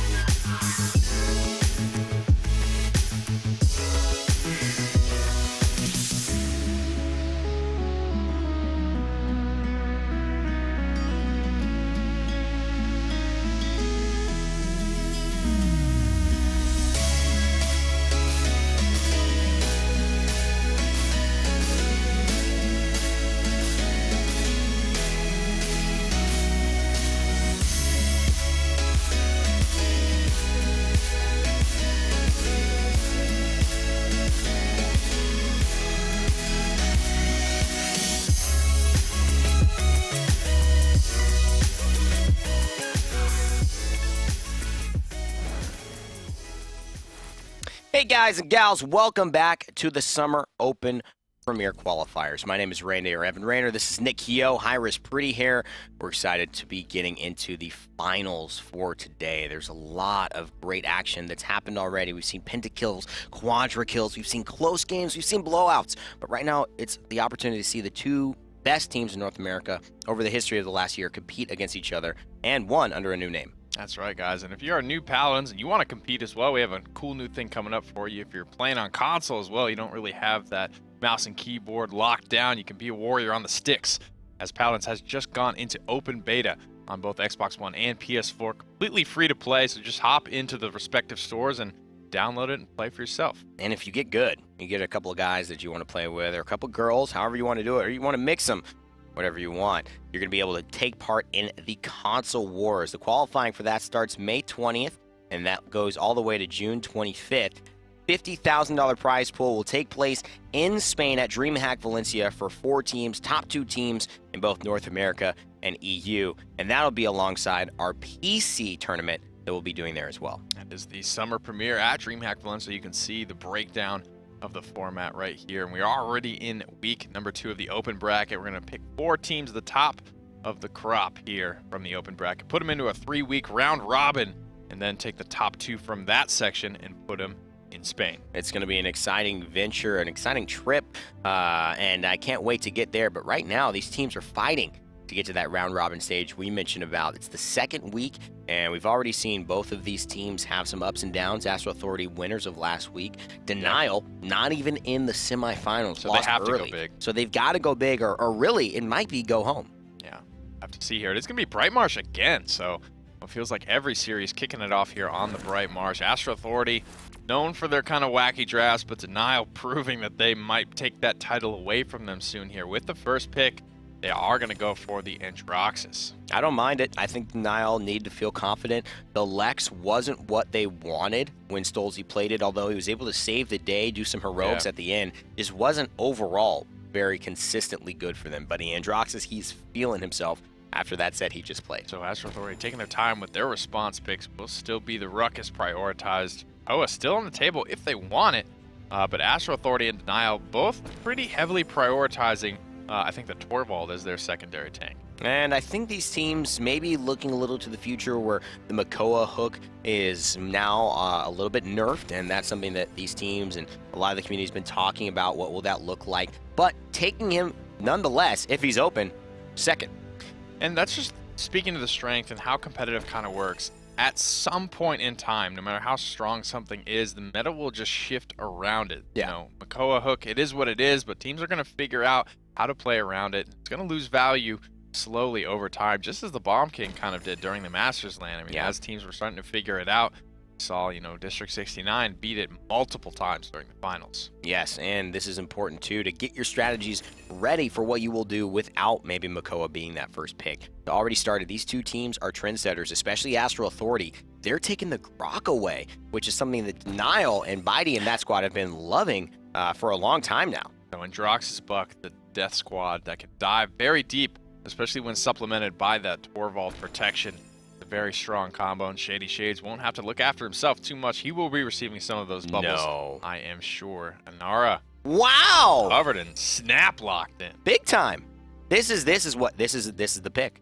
I mean, this is Anara. Against two flankers? Sure. And you know what? One of the best things about Anara in this room is that she can actually lock off a complete entrance. So that front entrance, she can force you to the side, or she can lock off the side where a lot of people like to flank. Give complete ease and just relaxation to her teammates inside. Wall off one and then go drop your F on the other, and you've got, you know, half that room locked down. We'll have to see how Denial respond to the Anara pick. It will be field study for Vault for Bitey with a Chronos, half shell for Whiffle's Makoa, bounce house for Shady Shades Buck, Darkstalker for Stolzes and Droxus, and a Ripened Gourd for Arise Maldamba. Dosip's playing Accelerant, Bomb King, Evil Eye on the Flux Generator, Ruckus, Cuscuti on Architectonics Barrack, Totemic Ward, Grok for Vex 30, and Wardroom on Mother's Grace Inara. She's going to take Master Riding, try to get to that point in the room where she can put her wall up and try to really create some safe havens for her teammates.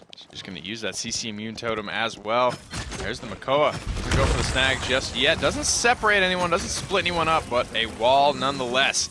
Buying some decent time here for Astro Authority. Dropping the Warder's Field, slowing down this turtle. First blood's going to go to Astro Authority, but quickly answered back by Stolze. And that's 33% that they got as a result of that wall. It's not up yet again, which is something that, you know, we'll see not necessarily in EU if they pick up. They love the impasse there. They love being able to get the extra wall cooldown, because then in that situation you could have it up yet again. But right now, Wardoom is controlling this space. That's what they went for with this lineup, and it is working to perfection. Astro Authority, 99%, looking to capture this first objective over Denial. This is a really good, you know, transition pivot in the draft from Astro Authority, because Denial Esports have nothing to punish this clumping from Astro Authority. You're looking at Buck and Droxus as the main sources of your damage. Unless Makoa can pull somebody out, which is going to be very hard to do, and probably won't even result in a kill most of the time, just due to the tanky nature of everyone on this Astro Authority squad. You're looking at a Ghost Walk, immediate Poppy Bombs out, and Nara's just too tanky to kill off the back of a Dredge Anchor. Yeah. It's going to be tough for Denial to pull this off. And the walls that Inara is going to be able to bring, not only creating space for the payload to move, but also just creating opportunities to actually capture these close objective fights much easier, because she's creating that type of barrier for her teammates. 2 kills for Stolze in the air, and he's trying to find a third, and this will prove to be a full team wipe, it seems like. And he's trying to take advantage of it. 3 kills for Stolze in this engagement. But that's what it's going to take from Denial. It's going to take those ultimates. And if Astro Authority go into things like resilience, you know, that Dread Serpent is not going to get the value that we just saw it get. The Accursed Arm is probably not going to get the value that it just got. Once that happens once, you're going to look at communicated repulsor fields coming out from this Ruckus just to mitigate and cut the legs and the bite out of that ultimate. I mean, you just got to... there's so many different things that can happen here. A lot of things I want to talk about. But one of the most impactful things that just happened there is the wall. Wardoom cut off 2 members of Denial Esports as they were aggressively zoning. He cut them off from their team, so it became, instead of a 5v5, can be a 2 v4 for their team, and that's an incredible stun there. She just goes in right now. Wardoom with Inara dominating on Bright Marsh. Let's take a little bit of a look at Inara's loadout here that Wardoom is running. It has been, so infrequently that we do get to see here. Sticking with what he ran last time, so just as much effective HP in a fight as he can possibly get. Steadfast 4 for 600 HP, as well as Stone Bulwark for 120 health per second during his Earthen Guard, and a little cooldown action there for his Earthen Guard as well. It's kind of the meat and potatoes of the sort of play style that Wardoom is going for. Just being so hard to bring down, and that's only going to be amplified by the changes coming through to Inara in the next patch. Now when the healing, the anti-healing gets through, that could be a problem, but they don't really have a lot. They've just got two cauterized ones on their team. The really important thing is if Denial was able to shut down some of the healing, they could have had an advantage, taking away, what little Grok was providing, but now it just seems like they don't have any opportunities to really break through this room. Look, they're just rotating around looking for something, anything. They will find the snap onto Dosups there. He is the squishiest, most easy to kill target there. And Buckwild, a lot of ultimates coming out from Denial, but there's a big Hexafire ripping through these HP pools. 1 kill, 2 kill. Evil Eye with good positioning on the rest of this fight cleans up another. I mean, it's the Flux Generator as well. 60% damage reduction in tandem with Inara's 50% damage reduction. It's 110% effectively. In theory, it's not effective because there are diminishing returns there, but she's almost unkillable, especially with the self-healing coming up and the limited amounts of cauterize. This is Astral Authority's game right now, 3-0, and she will finally, it looks like, take her first death. Yeah, but not before that triple kill and that final engagement there. Wardoom sporting Inara has been, buffed over time. Her damage fall off has been incredibly increased over the course of the last couple of patches. A lot of low members here to be cleaned up. Dosups gonna find one. Evil Eye does take down Shady Shades, ripping damage into these two tanks. Ancient Rage has been popped just to try and survive, but eating so much damage. It's gonna get the shell shield up for the time being, but one more well-placed bomb from Dosups and a spray to send Whiffle on his way. Next patch will be able to get the Get Wrecked spray, which I'm so excited about because that would have been very appropriate. Doesn't even look after he throws the bomb, just detonates, knows it gets the kill, and then heads on back to battle here. Dosups, another big reason why this team is winning so effectively. I mean, it's 3-0, could be 4-0 in just a moment. He's got a King Bomb ready. They may not even need it, though. 2 AoE stuns on the side of Astral Authority. Feels like they're getting so much value. A lot of damage coming into Wardoom right now from Stolzy's Indrox. It's getting 3 headshots, what it feels like. Seismic Crash, beautiful trajectory as well to find the stun, even though it was up onto the high ground. Dosups is a big problem right now for Denial. Shady Shade's able to take him down. Can he swing the fight on his own? Evil Eye's got his Hexafire now. He's going to use it just to zone out. Finds 1 kill. Will he find the Torvald? It surely seems like it will happen. And there goes the granddaddy of the realm. He's going to head back, take a long nap, and Astral Authority will come away with a victory, a convincing victory on Bright Marsh. And that's the benefit of these two teams, how flexible they are in the draft. Yeah. Now I was going to pull out some weird stuff on you. Astral Authority is the team to just out-weird you and just put you in a position that you don't know how to deal with. Yeah, it's a good way to put it. I mean, they are both known for doing some interesting things, but there is nobody more interesting, it feels like, in the draft than Astral Authority. You know what? To me, this was a great showcase of Inara. Wasn't necessarily, I think, the Inara show, although we talked about her a lot. I think it was really more of the Astral Authority draft show. And locking in Denial's maybe, maybe weakness here in picking great drafts all the time. The early Androxus pick, and I think they picked Buck 3rd. It kind of leaves you susceptible to that. In Astral Authority, they already picked up 2 tanks. They say, hey, well, we got what it takes to take a 3rd. Wardoom can play it. Evil Eye can play it. Cuscuti, it's just the flexibility in this roster allows them to do stuff like this. And the Totemic Ward Grok is another great answer. Just give him a Koa, and we'll just try to keep this totem up as much as possible and render that Dredge Anchor ineffective. Yeah, I mean, Evil Eye and Dosups carrying the damage for that team where you didn't really have anyone to follow suit and fulfill that role on the side of Denial. That's the real big thing missing. That's the weakness of flankers. They just can't penetrate that just death ball that 3 tanks, Barrack and Nara, are going to create with the Ruckus Repulsor Field as well. They had nothing to break it up with. They get 4-0'd very quickly. We're going to be moving on to game number 2 here in Jaguar Falls. The draft has been weird so far in North America. We'll see if it keeps up here. Astral Authority with the first pick. You know, I wouldn't have minded in that last game a Drogos or a Willow. I think it could have been okay because they've got great point busting capabilities with some of their fire spits, with a combustible legendary choice or just a general, or they've also got just the raw damage coming out from the seedling and things like that, the dead zone to really be able to mitigate some of that shielding. But it just, you know, wasn't something that they thought was necessary. In many ways, maybe they got baited into taking Makoa because he was just available. Just figuring it out, it seems here. Denial will take the Makoa, though. The Ruckus for Astral Authority will be the first pick. Him and his smug mug here. It is actually Frog Isle. I apologize, did misspeak earlier. Torvald locked in alongside the Makoa. So Astral Authority. Did they go for, I don't know about Barrack and Nara on this map in particular, as it is much more open. But nonetheless, going to pull out the Grok against that. I guess maybe that's their answer against Dredge Anchor. Yeah, this is where it's really imperative to understand that different champions have different win rates and different success rates on different maps, and that is very important to understand. And Nara will do well in the Bright Marshes, the Jaguar Falls, maybe even the Frozen Guards, a little bit tighter space where you're fighting more consistently. Frog Isle, terrible in terms of she's so susceptible to a lot of the damage from a lot of different areas that her skills are less valued. And up a Pip as well. So another big, commit here to crowd control. You're looking at Dredge Anchor, you're looking at Hyper Beam. There it is. You're looking at an Evil Mojo as well. They will have the Drogos to punish the clumping this time around. But the Pip, again, the big opportunity to just whiff here if the Totemic Ward comes down in time. And Pip with his vocal cue and that he is firing his ultimate, let's make things interesting.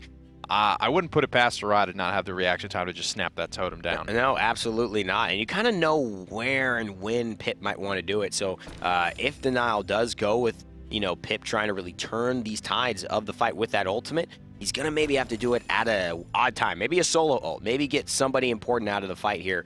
Astral Authority with a pretty decent lineup. Denial Esports looking a little bit more coverage there, insurance coverage on all the types of damage that they're going to need. Stronger draft all around, I think, for Denial. Astral Authority, though, getting a lot of what I think they're comfortable with as well. Evil Eye back on his Ruckus. I don't know that he's played anything. He played Drogos once, I believe, on Search and Feast, but he's been pretty consistent here on the Ruckus today. Accelerant for Dosups.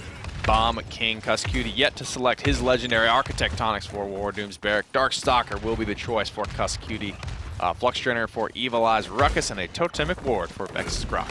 Wi-Fi will be on a half-shell Makoa. Stolzy on Combustible Drogos. Arai on a Mega Potion Pip, something Astral Authority has loved before. Now Denial's using Shady Shades, Exaction, Cassie, and Bitey. He's on Field Study, Torvald. Couple of item picks coming out right out of the gate here will be the double cauterize with one Wrecker.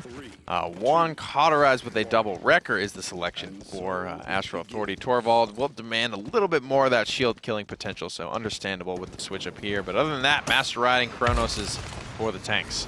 Wi-Fi looking to find a hook. Could have absolutely done it through Cuscuti's reversal.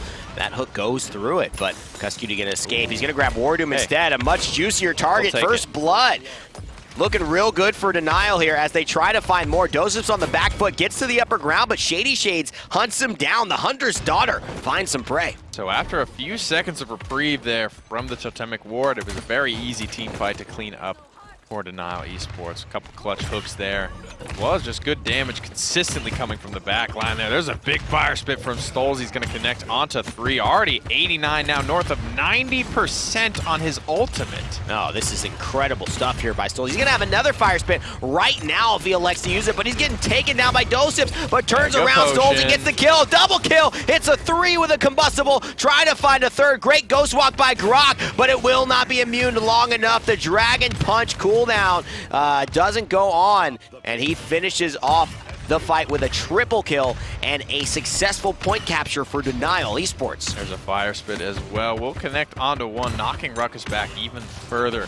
13% already regained back on that Dragon Punch. Huge momentum swing there. Stolzy carrying the bulk of that team fight. Combustible so good on Frog Isle. There's so much clumping, and it really teaches these teams who love clumping. I mean, they're in the mindset of clumping after that Bright Marsh game, and now they're going to get punished for it every single time. Cuscuti, though, takes Solzy's favorite god and uses it against him. former teammates as well, battling against one another.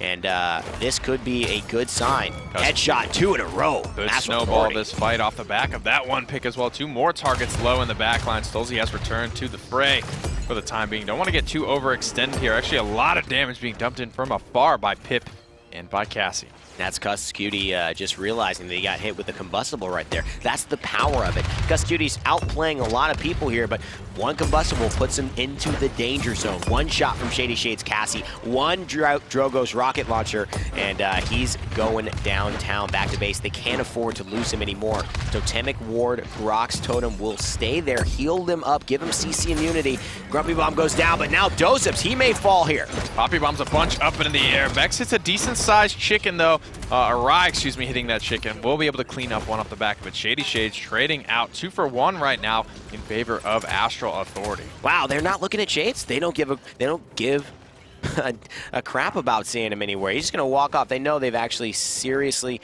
completed this push, this defense, and they're not going anywhere. So Denali Esports, they're content with this hold. Astral Authority content with this hold as well. Both teams just call it a stalemate. Yeah, I mean, that's pretty strange, too, given that it was just a 2 for 1. That's only 3 members out of the 10 total playing the game. Yeah. That dive. Shady Shades maybe getting split up from the team fight. They considered him dead as well, just told him to jump off.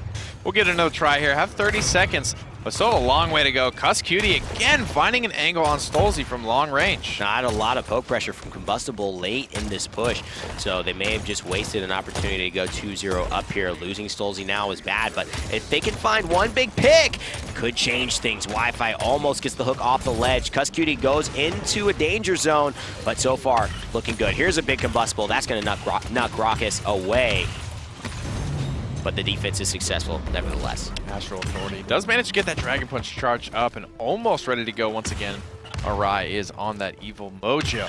He's doing a decent job keeping his whole team cleaned up. I'd be curious to see. This is like, I think, the first game in forever we haven't seen Ying or Maldamba. So let's take a look at the healing charts and see how Pip and Grok are managing to stack up against each other. And it is the Grok, but just barely, right, I think is the thing here. And there is a lot of communication. Astral Authority are very good at grouping up to receive their healing, as they have kind of coined this Mega Potion Pit. But Arai and Denial show that they have what it takes to run the wonky, second-tier healers as well. Yeah, and these two healers, they require grouping up to really take advantage of that healing. So it leads really well into Stolze's playstyle. Denial's kind of overarching strategy of getting this combustible Drogos off. He's got a Dragon Punch here. He did the same thing before on this exact spot. Got a lot of damage off. Now he's going to try to find one. Finding a little fire. Will he be able to get the barrack? He will. He'll go down for it. So a 1-to-1 trade may not be what he looked for. King Bomb roots him in place, and Doseps falls as well. Doesn't get it off, so we'll retain that ultimate if he can manage to get himself back into this fight, but a big roll through. Shady Shades finds a double. Wi-Fi shuts down Stolze, or Cuss Cutie as well. Ancient Rage going to be expended for that. 42% already on the point. And a lot of good ultimates here from Denial. Hyper Beam and Evil Mojo to dissuade the take back from Astral Authority. There's a lot of pressure happening. 3% at a time now. Denial Esports knows that Astral's got to make a move, and quick. Cuss Cutie goes to the back line. Really good job of just moving everyone's eyes to the left, and that spacing could really help. He's going to stun out Torvald. Doseps, however, is real low, and Stolze will find him. Wardoom, the tank alive because Bitey and Wi-Fi have all finished off, but Arai carries a little bit of weight on his own and gets a kill onto Cuss Cutie. 51% though for Astral. They may be able to reposition and re-engage with an Evil Mojo. CC Immunity Totem is down. This is the time to pop the Evil Mojo, and with Wi-Fi coming back, I expect this is when we are likely to see it. Vex is positioning for it. Here comes the ultimate starting to come through. Dome Shield is on the ground. Hyper Beam comes out. Bitey looking for a double kill. He's going to find it. That's big time there. The ultimate's just paying dividends and really going into the bank here, into the pockets, into the drink. 2 members for Bitey. He will make sure Denial Esports take a 2-1 lead here on Frog Isle. It really came down to just a better ultimate at the right time. Yeah, not a whole lot of value gained from that King Bomb. It ran into Torvald's shield. Only does 2,500 damage, so that's only half of Torvald's total HP on his shield. Doseps needs to find more with those King Bombs next time around. Exalted Androxus, worn by Cuss Cutie, sporting one of the newer skins for run out of dashes. this god. But he is absolutely in a little bit of an issue there. A combustible shot from Drogos could have finished it off. A great bubble there to keep him alive, not to do the extra damage. It already does 100%. He doesn't have a combustible right now, but a fire spit will be coming, and that's going to hit three members and the totem. One more. Stolze can't find it long range. It doesn't matter. He's got the range for his team. They push this payload and are almost ready to convert. And now could find a lot of damage. A lot of members are coming out of spawn right now. Fire Spit will connect. Only onto one member, a turret and a shield, however. But it could be enough here. Cuss Cutie getting very aggressive. Gets taken down again. And this is big. Shady Shade's still alive. And this is what we talk about. This is the Sheepa factor. This is the, you're not really paying attention to him, but he's on a 13 streak, and you try and kill him, but he just outplays you in that moment, and he stays alive. Wi-Fi with a double. Stolze and Rye pick some up for themselves, and Shady Shades on a 14 streak allowed Denial Esports to take a 3-1 lead over Astral. Looking to just tie up the series with this win here on Frog Isle. Items are relatively equal as we see the Cuss Cutie picking up Cauterize 2. He's about 300 credits off his Cauterize 3. Denial Esports, however, they've got Caut 3 online for 2 members who are very easy to confirm that debuff in Shady Shades Cassie and a Rise Pip. So healing is going to be a big issue this round for Astral Authority. Can Vex continue to keep up? Will he not? That's the big question here. This round just... I mean, Fire Spit killing's the totem. That's rough. It asks a lot of questions of everyone. I mean, this is really where you come to play. Stolze showed up in the 4th quarter last time. Will he show up again, or will it be Cuss Cutie? Will it be Doseps, Bomb King, Androxus? Both a lot of damage for their squad that they're counting on. Shady Shades trying to find one shot onto one. There's a King Bomb. He actually rolls into it, so he'll slay Stolze. Cuss Cutie will slay Bitey. Wardoom will slay Arai, and they will get almost everything off of that King Bomb ultimate and the pressure it applied. And with a flick of his wrist, Cuss Cutie looking for a couple more kills, but just whiffing a lot of shots here. Unable to find either of those low targets from Denial Esports, but that is the King Bomb we need to see from Doseps to be able to win these team fights. There's a Dragon Punch coming around the corner, but Astral Authority have already come away with the payload, so Stolze trades his life for nothing. Thought he might be able to get there. It had to be a reactionary choice. He couldn't decide fast enough, and unfortunately just can't get to the payload, to the objective, pardon me, and really contest there. So it will be Astral Authority, thanks to the comeback mechanic you do mention quite often, giving them some extra capture charge and keeping them in this fight. Shady Shades being the recipient of the past 2 healing potions and a Torvald couple. He's going to get 4 health bars to take down Cuss Cutie. Finally gets the frag there. Wardoom does take down Bitey. Skunking this defense ever so slightly. Arise going to heal everyone back up with a nice Mega Potion, but really on the back foot right now is Waylising out trying to stay alive, and he will. Very, very good plays there by Arai. Heads up positioning, and he's still here. Evil Eye will shut down Shady Shades, take him down, and so Astral Authority finding a little bit of rhythm. They might tie this up. A good push seems to be in the progress of being made. 1 minute and 25 seconds left on the timer. Hyper Beam here by Bitey could really shut this down. Yeah, unless the totem comes down with perfect timing and precision, this Hyper Beam is a massive, massive threat right now to Denial's push. For Astral Authority's push, excuse me. There goes down the Tempest, so Grok could be a good candidate to receive this here. Recharge is available, but Bitey is eating a lot of damage right now, and he's going to fall. He wanted to be in the right spot, and unfortunately that spot was in the middle of danger. Shady Shades and Stolze try to combine, but they will not combine for anything except a kill on the Cuss Cutie and a death. Thanks to Vex, 3-3. It all comes down to this last fight. There it is, 3 resiliences coming out for Astral Authority. Cuss Cutie not yet hitting the Resilience 3 mark. Also, notably, hasn't picked up the Cauterize 3 either, so not enough credits for that. Realizing it's 3-3, he's just gonna hop right into the Chronos. You want to get, you don't have any more time to sit on credits. You have to spend them, you have to try and get some value for them. But the items are about equal here, as it is now the late game, but ultimate charges is where we're going to see most of the differences here. 2 ultimates very far off for Astral Authority, 3 ready to go, the King Bomb, the Dome Shield, and the Hexafire, but Denial Esports have everything at their disposal to win this team fight. But will the Torvald Hyper Beam, especially with the Grok Totemic Ward legendary choice, be effective here? That's the key. That was the game changer last time. Will it matter here? It seems that we have Vex already getting close to the point. Wi-Fi still controlling it with Denial, having the type of poke from Drogos that's going to keep them away for now. But with the Dragon Punch there, a Hyper Beam coming through, it's not going to get any value. This could be bad with Cuskooty on Stolzy's tail. Astro Authority's in a really good spot right now. 3 for 2 in favor of them. Last 2 members of Denial fighting for their lives under this shell shield, but that safe haven has now expired. They're going to have to seed themselves out. Cuskooty has a decent angle here to chase them down, but doesn't want to get too aggro. Just kidding. He pushes the gas pedal and whips on his accursed arms of Denial. With one more ultimate now down for Astro Authority, have the opportunity they need to get back in this. Oh, they have the Dragon Punch and the Evil Mojo. They've got to get on the point, though. That's so important. There it is. Turning into chicken. Stolzy gets one. Evil Eye goes down. A nice hook on the Cuss. He will stay alive. Oh, my God. Dosips and Vex 30 find Stolzy and Wi-Fi. Cuss still in this fight at such low health, despite whipping his ultimate. 96% for Astro Authority, 99. And they will claim game number 2 on Frog Isle in the craziest of circumstances. That's gonna hurt. You know, look at that totemic ward there, keeping everyone from Astro Authority so safe so often in that game. Wardoom ends on a 16 streak for his barrack as well. Hard to kill.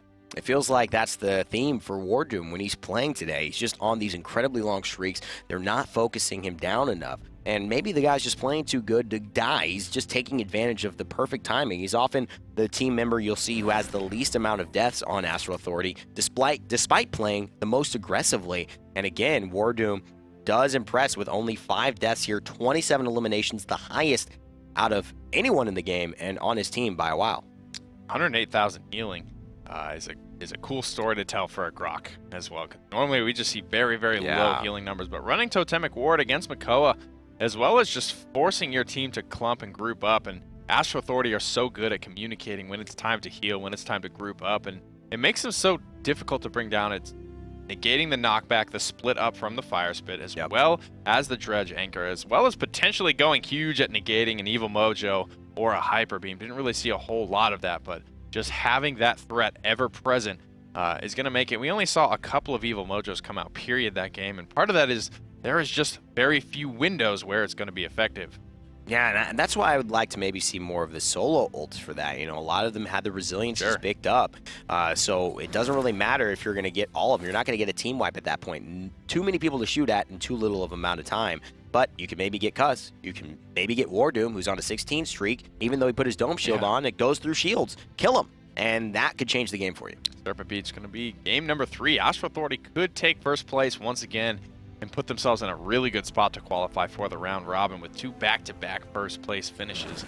Let's see what they elect to draft here. It's been all over the place today between these 2 teams, and Serpent Beach, one of the most wide open maps with a lot of mobility, being definitely highly prioritized here. Certainly. Serpent Beach is a map we see very successful for a lot of flankers like Buck. We see Eevee come in here every time, here and there, and also we see Kinessa. The big story last round, we were watching Corvinor play the Kinessa against Cuskooty, and actually Astro Authority will take the Androxus yet again, feeling like Cuskooty's just playing one champion. It feels like he's still on his grind of Masters here. He knows this doesn't count for experience, right? He's back on it. He's back on it. He's still looking for it. Torvald and Ruckus. Again, selections for Nile Esports. Astro Authority will have to put Evil Eye on something different, I think, for what feels like the first or second time today. Maybe he'll be back on the Drogos. Serpent Beach was the only other time he played anything other than Ruckus at this point in the day. So Rock coming back to Denial as well. So these teams kind of going with the same strategy here, it feels like, just sort of trading, taking turns with the first pick. He's a fantastic Drogos as well, so it wouldn't be a bad thing for him to be on there. The Barrack worked really well for Wardoom last game. Again, we mentioned the 16 streak he was on. Now, Ying coming in here. Good spot for Serpent Beach. There's a lot of areas she can hide the clones, still have access to the point. Tyro was something we saw Denial, actually, and a lot of other teams kind of favor. The first blood pick, the extra life steal, controlling those upper rafters, and also having the Molotov for the point control. Yeah, and this is also going to dissuade the Drogos pickup from Astro Authority. They still could go for it, but look like it's going to be the case. They're hovering the Victor. They're going to lock it in as well. As there are 0 flankers on Denial to try and contest that. It's going to be an interesting match. I like the way Tyra can apply pressure to the Ying, the Barrack, the clones, and everything on the point that Molotov is going to really help with. To me, I think it's going to depend on the positioning. Does she go for the first blood or the mercy kill here for just the burst killing? I think the Victor, if it's uncontested, is just going to be too much. Shady Shades is going to have to find his way back there to try and shut down Dosub. Spidey will be on his aerial assault. Ruckus with the Cronus again. Maybe he'll be the flanker this time around. That's right. For Denial. Field study for Whiffles. Four-balled exaction for Shady Shades. Cassie, first blood for Stolzy's Tyra, and a totemic ward for Arise Grok. And Wardoom will find himself on Architectonic's Barrack. Dosubs on Gunnery Victor. Cuss Cutie playing the Dark Stalker Legendary for the Godslayer. Evil Eye, Accelerant Bomb King for the extra mobility, and Vex 30 running Focusing Lens Ying for the extra damage. Stolzy already starting with Cauterize. Only one Cauterize, and only the potential for two on the side of Astral. So this is looking good for a First Blood Tyra. Absolutely.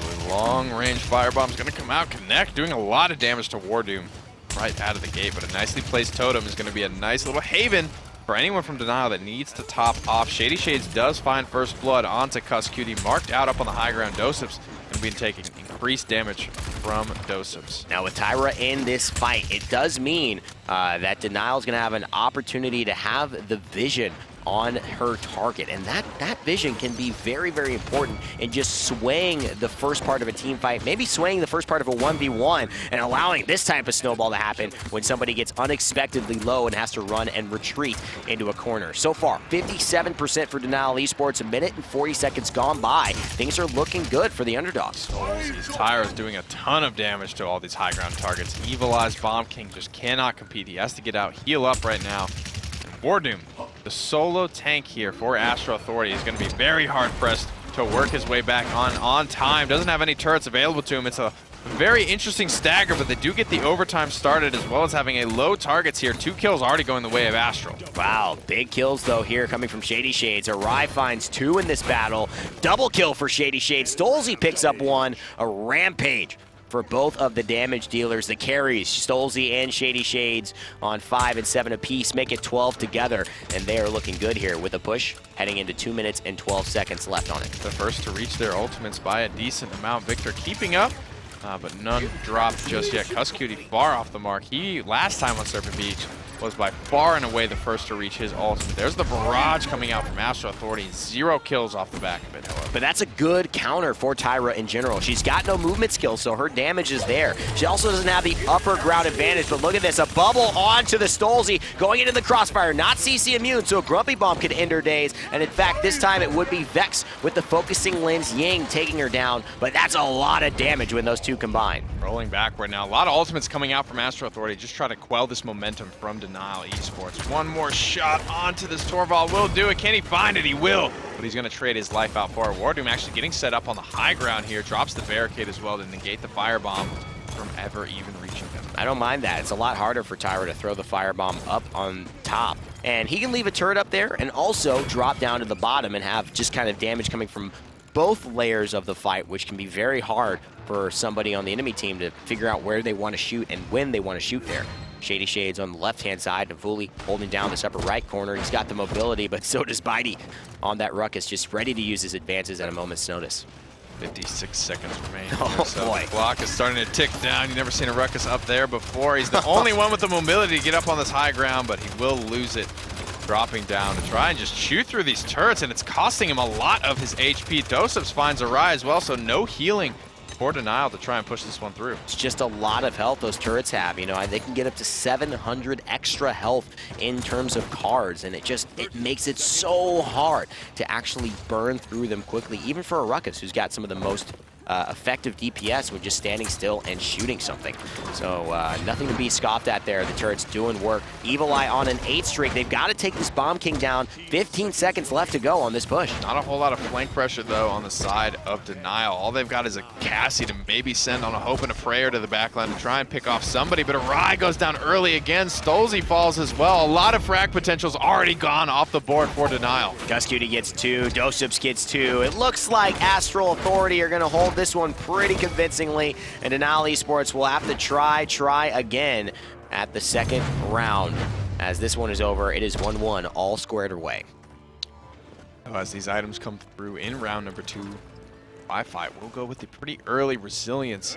Actually getting that to the level 2 mark, just trying to negate things like the King Bomb stun, as well as maybe even being Poppy Bombed out of position, as Torvald has no mobility. He can get juggled around a fair bit if he's not careful. Wrecker 2's coming online, so that's going to be a pretty big dampener to what this Torvald was able to do in the previous round. Still trying to get that Hyper Beam charged up and ready to go, sitting at 96%. Could look for a kill here, as no resiliences have yet been picked up, and yet another game without Maldamba. Yeah, they just need to find a bit more of a poke scenario. They're really good when they're ready to engage head-on with Astral, but they haven't been able to find that damage from afar or when trying to move forward on that push. And everyone on Astral's on a streak here. Shady Shades, good damage from afar. And Ying healing him right back up. Great stuff there by the healer on Astral. Evil Eye finding a lot of poke here as well, and Totemic Ward is now down. First Blood goes the way of Astral Authority, and with a King Bomb at their disposal, leading a lot of damage, but the missed grenade launcher is actually going to be what saves the life of Cuss Cutie. Evil Eye with a double kill, finds Stolzy and Bitey here, now on the back foot. Denial have to give this one up, but not before they find themselves 42% on the point. That is important, though, you know, knowing that they've got maybe 42. They can come back here and still convincingly, with one big teamfight win, change the tide of this fight, maybe get themselves in the lead yet again. Cuss Cutie just trying to stall that as much as possible, almost runs into the wall. Another steps away here, and Dosips will retreat. 72 now on the point objective for Astral Authority. 4 ultimates available to try and keep this team fight rolling. There comes the King Bomb around the corner. Won't find any sort of stun, but the damage is going to be enough. Astral Authority find the payload, despite the Totemic Ward negating the CC from Dosip's King Bomb. So much trading out for Denial. No one's finding picks consistently. No one's getting on streaks. The only moments we saw that was after the first round with Stolzy and Shady Shades on the Cassie and Tyra. But Evil Eye, Cuss Cutie, Wardoom, Dosip's there. That's the correct 1v1 right there. They are the ones really here who are really consistently playing at a high level in this game. Victor just continue to put damage through, and this is the issue that we talked about in the draft, maybe coming through for Denial. They don't have a flanker, so now Dosip's on a 16 streak as he finds Stolzy with a well-placed grenade up onto the high ground. If he would have banked that off of the I was wondering for that. I was looking for that too. I was hoping. That would have made me just get a little excited here. And I shouldn't be doing that kind of stuff in the studio. You know, it's important to know Dosip's here on an 18 streak with Victor is somebody that, again, feels like an afterthought until all of that damage is coming at you. They're dealing with Cuss Cutie playing so aggressively. They're dealing with all of the Evil Eye, you know, coming in through with this Bomb King play. Not on a streak yet, but still zoning out so well. Oh, Bitey will find a double kill for himself, and Vex 30 giving everybody a little bit of a motion sickness here. Is he going to backcap this? Oh my God, because they didn't see where he went. No way he just got that off. That is, I mean, for me, Vex 30 just played a pivotal part in this tournament right there. Did he try to do that? Oh, yeah. Oh, yeah. You got to give him credit for that. You got to give him credit for that. It might have tried to get away first, but then he realized, hey, if I stay here, they're not even, I'm behind everyone. And no heads-up play by Denial Esports. That's what a Ying can do if you're not careful. And if you are a masterclass Ying, you can pull those plays off and really change the game. 3-1, game point now for Astral. That hurts. Does activate the comeback mechanic now for Denials. They are down 2 points, so they could get this payload. They find one small win, and that's what they've been doing. They've been bullying their way onto the payload because they do have 2 frontliners. So they've just been hanging out there. What was 40% in the previous round is going to be closer to 60 or 70% in this round. This left-hand side did not go well for Shady Shades again. They need to change something. He's got to find an answer here. They've got to get some kills, and that is meaning Wardoom needs to die. 18 streak again! Somebody finish off this tank. He has been dominant for Astral Authority, and Denial are not going anywhere unless they can find an answer for this sphere. Pyro pushing up onto the high ground. Firebomb will come down. Crossfire is ready to go. The gas pedal is going to be stomped, but there is nothing for Stolzy to shoot at here. Only 1,000 HP left. Bitey finds a double kill on the front side of this fight, but Wardoom answers back with a double kill of his own and maintains control of the point. Slams down the Dome Shield. 20 streak, 21 for Wardoom. Unbelievable stuff there. Dosips finds Stolzy yet again with a grenade as he's trying to retreat. Both of these players don't really have much mobility in their kits, but Tyra really has none. Victor at least can hustle and increase his speed as a sprint. But really right now, Astro Authority in control. Denial Esports yet to kill Wardoom. 22 streak for him. And here's the King Bomb. Evil Eye trying to shut down this aggressiveness once and for all. Doesn't even need the stun. Just so much damage from Evil Eye is going to be enough to finish it through. Bitey just bounces up into the air, trying to do what he can, trying to stall for as long as possible. But the trickle state seems to have begun here for Denial. What could be the final overtime here. Stolzy doesn't have the mobility to get in there. And Astral Authority going to take game number 3, the set and the tournament for this week. My favorite Bomb King mode is when he's like this. Because he takes so long, right? It's kind of very comical. Because the kick is up. Yeah. And then it takes a while to be good. Then it's good. Oh, it's great. I love it. It's so exciting to see. Grok, though? Oh, Grok. And then Grok. I'm Grok glad the brings it camera back went down. away from you when that happened, because I don't think that was PG-13.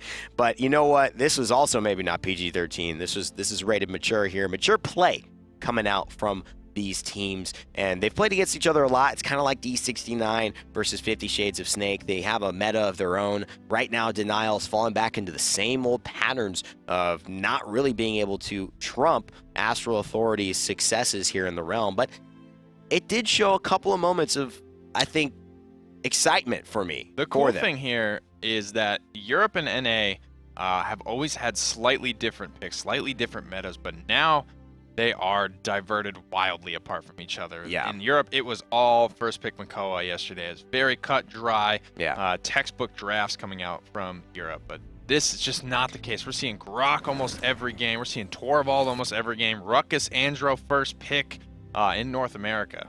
And you got to ask yourself, okay, maybe we're playing for next patch and for the good of our team overall, which I like that idea. But did they miss out not taking Makoa in this game? Grabbing the Torvald, grabbing the Ruckus. No one's playing Makoa here. Maybe that is a little bit of a overreaction in my eyes to leaving pretty much the best tank on the table. And Astral Authority will take all of the points, all of the goodies, and head on back home. 200 points. And Denial finds himself tied for second here with Impact. The story here is that Astral Authority way out in front. It's going to be second, third, and fourth place that are very tightly contested for. Second is tied for right now, headed into week 3. And the rest of the pack is within 10 to 20 points of those second, third, and fourth place spots. So a lot still left to be decided in North America. There's so much action happening in the Paladins esports scene. If you're just tuning in, or if you're a long-time watcher, make sure you follow all the channels where we're talking about this stuff. We do podcasts on that. We're going to be starting back up again. A lot of videos recapping some of the action. Make sure you give a follow to Paladins Pro on Twitter as well, so you can keep up with the news and some of the updates for that. We've got esports.paladinsgame.com, where you can see all of the news articles about Paladins esports. There's so many good things happening.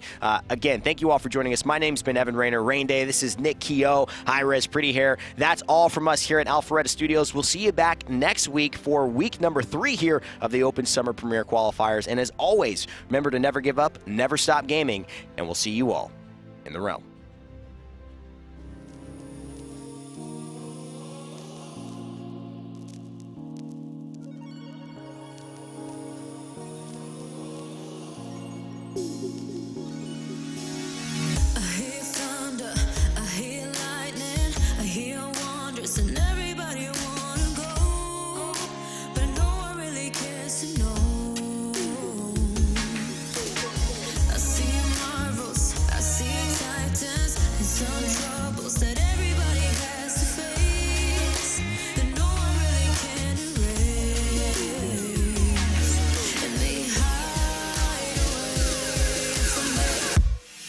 Thank you.